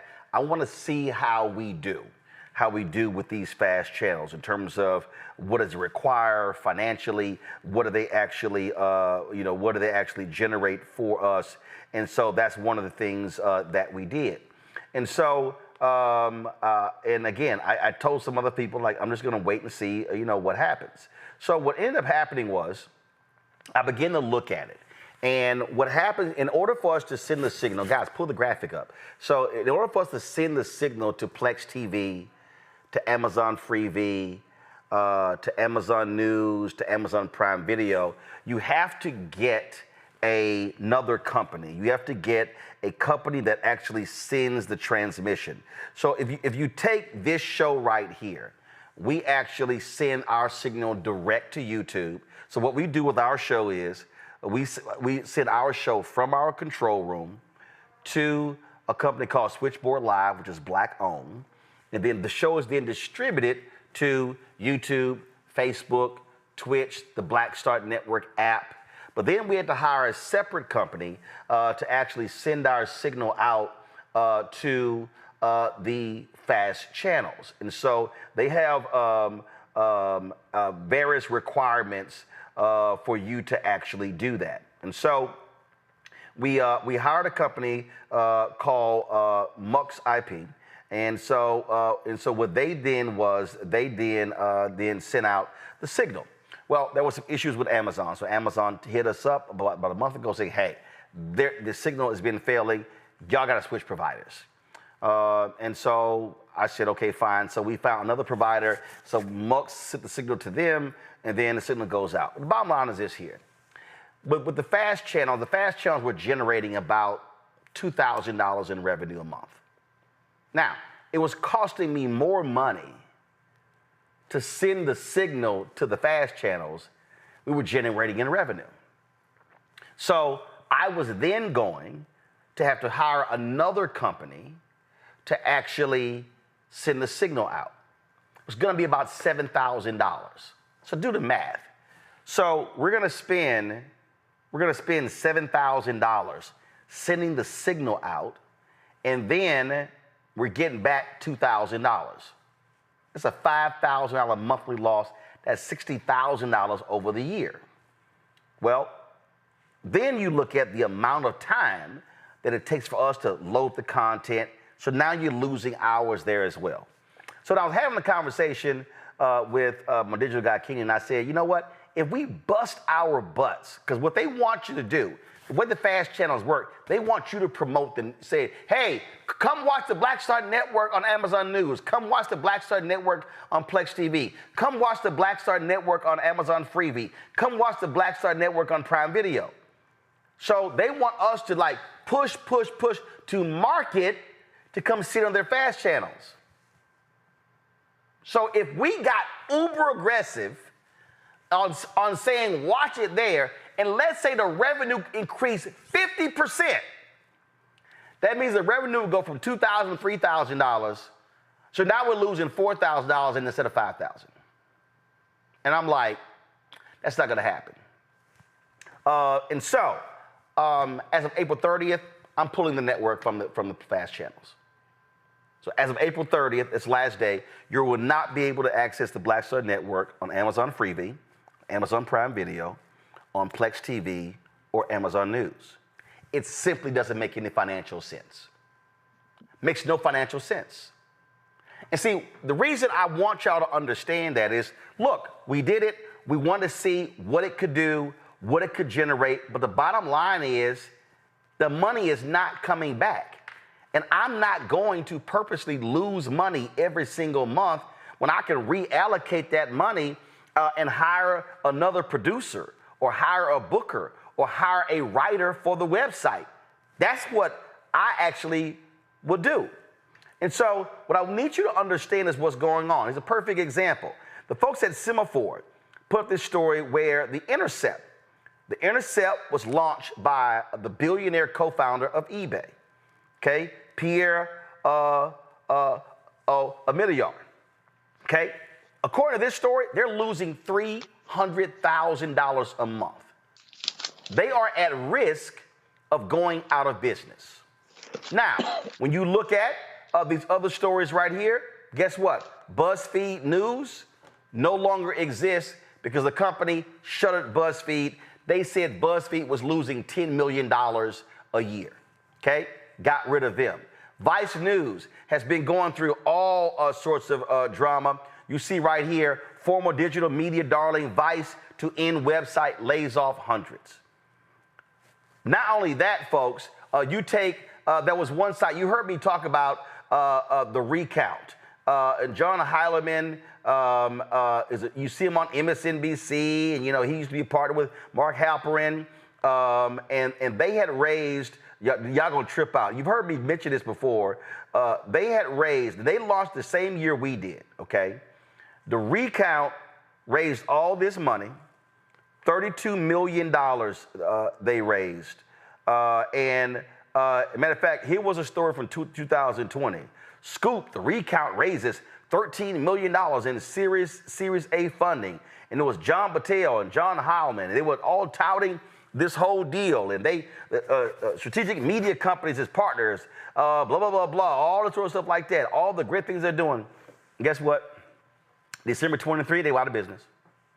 They raised $32 million, burned through their money, never figured out a business plan. The only asset they had was a Twitter feed of 300,000 people. They were sold for pennies on the dollar to an outfit out of London, I think. And so you only see they still exist, but it's really their Twitter feed. So why am I explaining all of this to you? It's because I don't just sit in front of this camera. I don't just shoot behind the camera. I also understand business. And I understand profit and loss. I understand how do you stay in business. I use this example all the time when I'm talking to potential advertisers and other people. My experience to understand how I see business, I sat and witnessed it. My grandmother had a catering business. My mom had a cake business. I would sit on my grandmother's couch. They lived 8 blocks from us, and I would sit there, and I would watch. I'd be on the couch, and I'm on the couch with the bride's daddy, or the future groom, and we watching TV, while my grandmother's in her dining room with the bride and the bride's mama booking the wedding. And I would sit there and I would watch as they would sit there and they would go through everything. Aisle runners, invitations, plastic cups, glass plates, silverware, fresh flowers, silk flowers, candelabras, globes, everything. Are we gonna use silk bowls? Are we gonna have flowers? I started catering when I was 7 years old. And you know what I would see? I would sit there and my grandmother would have a legal pad and she'd be sitting there and, and all of a sudden by hand, and they get to the end. Sometimes they'd be sitting there for 3, 4, 5 hours. And they get to the bottom and it might say 18,000, 21,000. They would go, "Oh, Miss Lamont, we only have 7,500. Why y'all didn't walk y'all ass in here and tell us you had $7,500 so I can put together a $7,500 wedding package for you, and you didn't just waste 4 or 5 hours of my damn time going over all this stuff knowing your ass couldn't afford none of this stuff." I witnessed it. And you know what I witnessed? Because my grandmother wasn't charging what she should have been charging, we put on top-tier weddings, guess what? She couldn't pay my family. She couldn't pay my daddy, who was a cook. At one point, he actually stopped cooking. He's like, "I got to pay more." My grandmother lasted 2 weeks with that. Then she had to hire him back and get more money. But she couldn't pay him, couldn't pay my mama, couldn't pay me and my brother. Now listen, that $30, $40 we were getting at 7 or 8 years old was big, but frankly, it should have been $100. And as we got older, it should have been more. So when you understand business, when you understand you can't get ahead of your skis, when you understand that, hey, you got to be able to project and understand where you're going. And so that's why these decisions are being made. I remember after 2020, we had a $600,000 profit. And a colleague of mine I used to work with said, "You should give your staff bonuses." I said, "No." She says, "Why?" I said, "Because guess what? There's always an ad downturn after an election year. And so the money we get from YouTube is going to drop by 30, 40%. So if you give all your money away right now, you're going to be laying off people in 4 months." See, folks, it's called business. And so it's great to walk around and say, "Hey, man, you can watch us on Amazon Prime Video." And it was great. And Amazon News. And it's great to sit there and pull it up and see it. But guess what? I'm not in the business of losing money. Because what I'm not going to do is be like these people right here. I'm not going to say, oh man, we had a great 10-year run. Past tense. No, we want to be here the next 5 years, the next 6 years, the next 10 years. We're trying to build something. And so the lesson that people have to understand is you have to make decisions that are smart financial decisions in order for you to still be here to do the kind of news and the coverage. We want to be able to grow. We want to be able to build. But you don't do it by making bad financial decisions. And when I ran the numbers, bottom line for me is I'm not going to lose $5,000, $6,000, $7,000, $8,000, $10,000 a month for ego to say, hey, we're on this fast channel. So here's the reality. All of you could still watch us on YouTube. If you watched us on those apps, guess what? You can watch YouTube on your TV. You can download the YouTube app and watch us. I need y'all to understand, when you watch us on YouTube, we're generating revenue. When I'm telling y'all to hit the like button, that impacts the algorithm, that impacts our show being referred in other people's feeds, and that drives revenue. And I know people get people like, oh man, you got 1.25 million subscribers. Well, guess what? There's a thing YouTube has called YouTube Studio. And what they do is in YouTube Studio, they allow you to actually get a 28-day snapshot of where you stand in terms of viewers, in terms of revenue, and all those things. And y'all know I ain't got no problem with y'all being transparent. So this is our YouTube Studio. I want to show y'all something that you may not realize. Here are demographics, here's gender, here's geography, here's watch time, and let's stay right there. What do you see right there? Watch time from subscribers, not subscribe, 60%.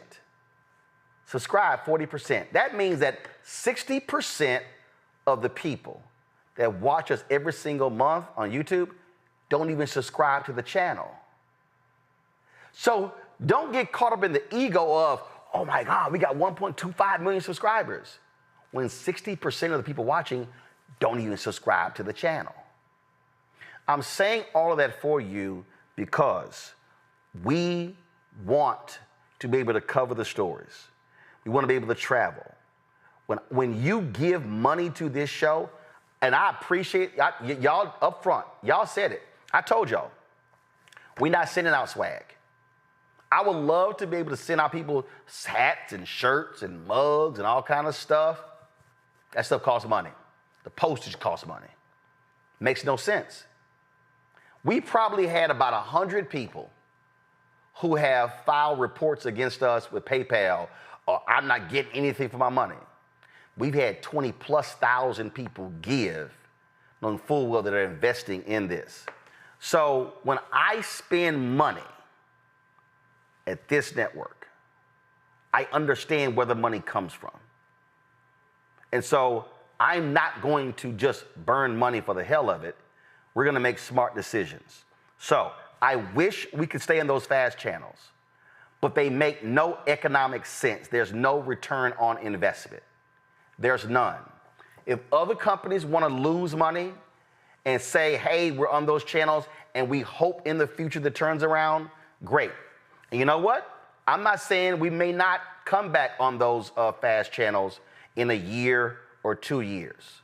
But today, what I'm not going to do is waste resources and lose money when I know I can reallocate that money to either staff or in other areas. And so I just want to let folks know that. And so when we go dark, y'all say, man, what happened? That's why. So April 30th, I've given is the cutoff day. We got to give 90 days notice. So I got to pay for services for another 3 months, but I'm not going to lose money for the next 6, 9 months to a year. And so that's what we're doing. The thing here, but final comment from our panel here. So the thing here, Lauren, I have seen this too often with so many black-owned media outlets where folk make bad economic decisions where they're spending money on stuff ain't nobody watching, where they're doing all sort of different stuff and nobody's showing up. It's about being here for the long term. And that's really, and unfortunately, a lot of these people in digital media, they burn through millions and millions and millions of dollars and ain't got nothing to show for it, except laid off staff pissed off. Yeah. Yeah, I mean, there's millions that are donated to so many of these sites, you know, angel investors and all of that, and it doesn't work out. It's an endless story. And of course, the level of competition in the media right now is not just media versus media. It's the fact that we do live in an age of technology that allows anybody, literally anybody with the phones that they have, to report something via social media in seconds from where they're standing anywhere in the world. That has become a level of competition that has really meant that supply has sort of met demand in the business of news. And that, I think, has been a big challenge for a lot of these news organizations. There are several news organizations that are using a subscription model that's been pretty successful. If you have a broad topic that a lot of people are interested in and are willing to pay for, Punchbowl News comes to mind, and Barry Weiss comes to mind, and several others that are doing fairly well. At some point, that will probably run its course, but right now that's doing particularly well. But your point is well taken. There's a lot of people who invest, a lot of venture capital money in the millions that have been wasted. The Messenger situation that just happened is a great example. And it is amazing to think about a lot of these examples. They involve people who've been in the news business for a very long time. But unfortunately, they do have, in a lot of cases, ego making the decision-making. They wanted the big office in Lower Manhattan, the big staff, the big, you know, fancy look. And it's very expensive to do that. And a lot of times it really doesn't lead to anything. You see on YouTube, there's so many people who are getting a lot of traffic with very low-budget situations and very low-budget presentations, and they're just telling a compelling story, and people are responding to it. I mean, look, again, a lot of people just don't understand what it requires, what these things matter, and what we try to do, Reese, is just be upfront, honest, and transparent with people so they understand what's the real.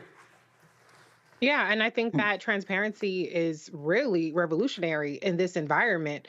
And the reality is, it is a tough environment. You know, you would think with it being an election year, it would be a boon to shows like Roland Martin Unfiltered and other institutions, but it's not. There is a certain level of apathy. I don't know where all this fundraising money is going.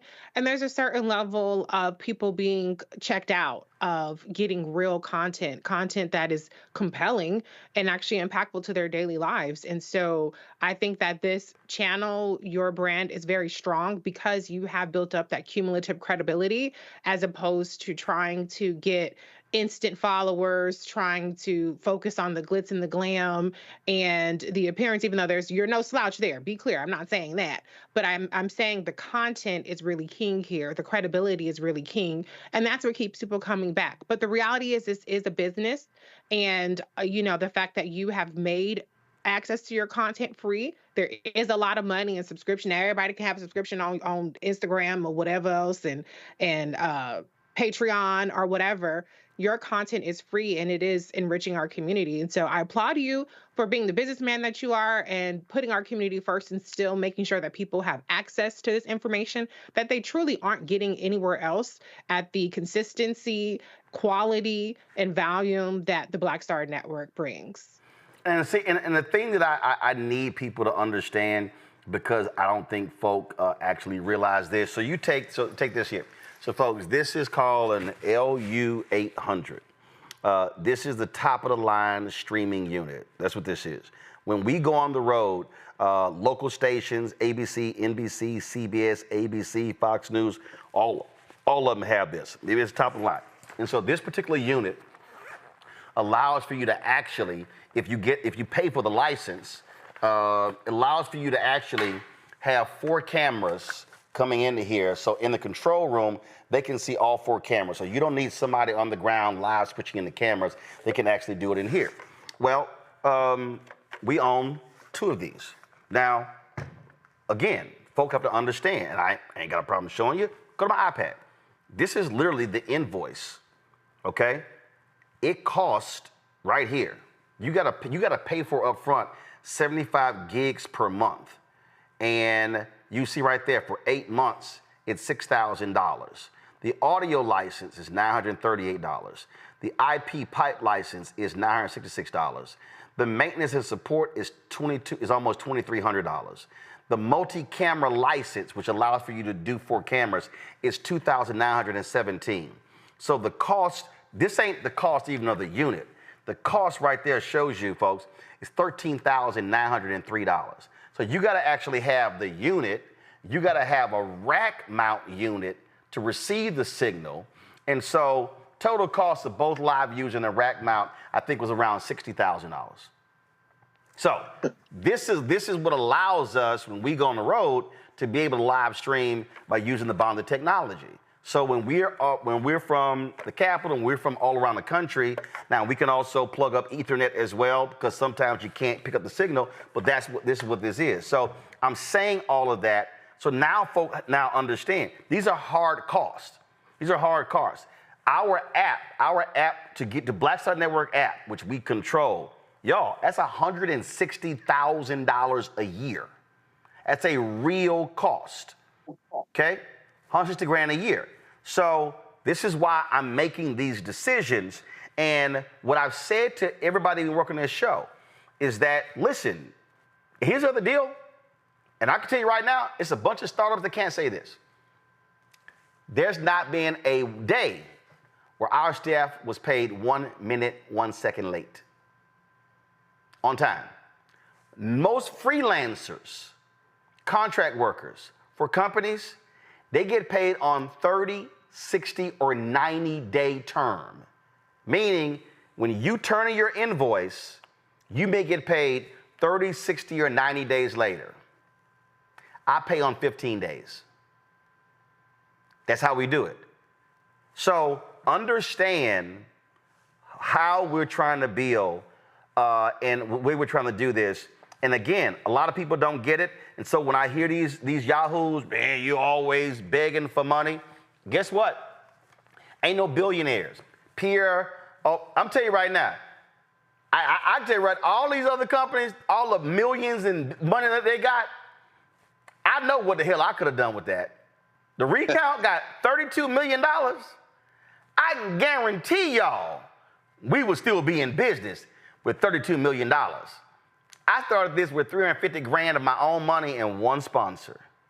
And we methodically built this thing up, and we're still here. And we've been profitable since March 2020. But you don't do that if you are stupid when it comes to how you spend your money. Greg, final comment. Roland, I'm sitting here listening to you, brother, and I want to be very, very candid here. That last comment you made reminded me, 40 years ago was the first time I saw Jesse Lewis Jackson speak in person. He was in Nashville. He was running for president the first time at Vanderbilt University. And he was on that stage, majority white audience. We'd come over from Tennessee State to watch him. And he said, if I had the budget of the other candidates, they could not compete. If the other candidates had my budget, they could not compete. And there was a beat, and then this cheer went up. You don't have the budget. You don't have an angel investor, as Lauren said. We got news this week. I saw in the paper that the billionaire Jeff Skoll told the employees, the 100 or so employees at Participant, that he's shutting it down. They won 21 Academy Awards. Sending a shutter through the whole documentary field. No question. An Inconvenient Truth, all of those, and they were doing better than ever, but they were still losing money. And he's a billionaire; he could have continued to fund it. That is, I mean, you don't have an Inconvenient Truth if you don't have that outfit. But Participant is going out of business, and that's with an angel. You don't have you have the ultimate angel. Yep. Roland. It's just that you have us, you have the people. This is Carter G. Woodson's model, and this is where I really want to go with it here at the end here, the second. There's one word that is operative in the Blackstar Network, and it is the word that you have lived by, and that is sacrifice. You could have easily gone back into another place where you could have been an employee or negotiated a deal for yourself and been on relative easy street, certainly in black communities, and maintained that profile. But you took all of that cultural capital, all of that political goodwill, all of that trust that your viewers have, and emptied it into institution building. That is the ultimate stepping out on faith. Now, has it made the quantum leap that it will make as we move forward? Not necessarily. And you know, to Miss Faraji, to Miss Deborah, that's an important thing. And I know when you reached out to me and said, you know, write a proposal for what you want to do. In my mind, as a college professor, and then as COVID hit, and I said, this is an opportunity to contribute to this vision in a way that our people need. So immediately I thought, okay, you had this white boy, Charlie Rose, you had Night Child. If we could do something that's not a model of that, but that could be anchored in our community, then we can do that. And that's what the Black Table was envisioned to be. And you provide that platform and said, well, let's do it. Now, you know, folk, y'all can stop complaining to Roland. We're going to get some more shows. But the point is this, we couldn't do it if there weren't a place. And this place, this is where I really want to end with and go to it. Everyone listening, all three of us, you know, not just me and Lauren and Reese and everybody else who has been in this space, Erica, everybody. I mean, you just go down the list, Julianne, everyone. When you walk into the studio in Black Lives Matter Plaza on 16th Street, a rock throw from the White House, there is a physical studio for the Blackstar Network. When you come in there and greet Carol and you see everybody, you see Henry and you see the folk, these are paid employees of the Blackstar Network. When you give to the Blackstar Network, you are literally employing Black people who are at the top of the game in news, in television production, in technology, and just walking through. I know, because I'm not a businessman and I don't know how much this stuff costs. I just know it costs a lot. What you just saw Roland show us all there is a regular bill. And when you walk in that studio, you realize everything in there, not only was it designed by Black people, from the couches and the stuff on the walls to how the thing is designed and rigged and the lights and everything else, the equipment in there alone would bankrupt most of us. When you put your money down, when you put that annual contribution down, which is a fraction of the people who benefit from this space, you are literally subsidizing your ability to absorb information, to have it presented, and a platform where people who have been assaulted by the police, people who are organizing for our liberation, people from Africa to the Caribbean to all over the United States and beyond have a platform to come and make us aware of things. You are literally subsidizing our freedom, subsidizing our liberation. So for a business decision to be made to retreat temporarily from a space that you will not only enter it again, but overwhelm at some point, it is a testament to the fact that once again, through sacrifice, you are stepping out on faith and saying, we as a community have the ability to be the ultimate angel investors, not billionaires, but billions of people. Whereas we all do a little, nobody has to do a lot. Absolutely. Final comment is this here, folks, and just understand. And again, I keep telling y'all, I don't have any problem because I need our people. I think one of the problems is because we don't talk about things in a transparent way, business-wise, we don't really get it. There were ad agencies that promised us advertising if I launched the shows on the Blackstar Network. I was not, we announced the network on September 4th, 2021. We didn't launch the shows until that February, because there were ad agencies that said, oh, we see the concept, but we want to see the actual shows. They never came with any advertising. So just for everybody to understand, I need everybody to understand, my show is a show, Blackstar Network is a network. To do the Blackstar Network was $500,000. That's producers, that's hosts, that's the digital, that's all the added stuff. We don't have to actually be in the studio. I just want y'all to understand. I know how to actually do this show from the crib. We've done it at home. We could do the show via StreamYard. Studio is $15,500 a month. The fiber from Comcast is $2,000 a month. We don't have regular Wi-Fi here. We have fiber. It's $2,000 a month, okay? So now, I'm explaining this to you because I could shut all this down, literally go home, and keep that $500,000 myself, but we launched the network because we're trying to build more shows, more voices, create more opportunities so we can be able to do more. So that's why we're doing this. That's called an investment. So the network hasn't made any money in the last 3 years. But that's why you also make the investment. That's also why I'm giving these ad agencies hell about y'all made promises, but you ain't came back with any checks. And so we have been meeting with a number of these ad agencies saying, okay, it's time for y'all to start spending money. We created a financial show. We created the healthy living show, the balance show, the history show, technology, entrepreneur show. We created all the shows that y'all say, oh, well, on news, man, we don't want to buy news. Really? But I see these ads running on Fox News, and that's all opinion. And so we're challenging them on that. But folk need to understand what the costs are and then how real they are.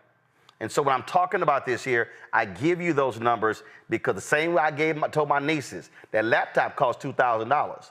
Don't think it's a toy. That's the most expensive item you ever had in your life. I did the same thing because I want them to appreciate it because, again, if I did not see my grandmother and how she did her business, and my mom did her business, then I would not have the business sense that I have because I saw it in real time. We make more, we can pay more.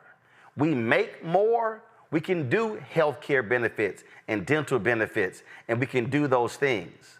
But the reality is when you don't, you got to make decisions. And so that's what our folk have to understand because I'm not interested. And even when we first started, listen, I could have went out and bought the C300, the Canon C300. Matter of fact, Brandon, this is the last point. Grab me an XA25 and a C300. Y'all, the Canon C300 is $20,000.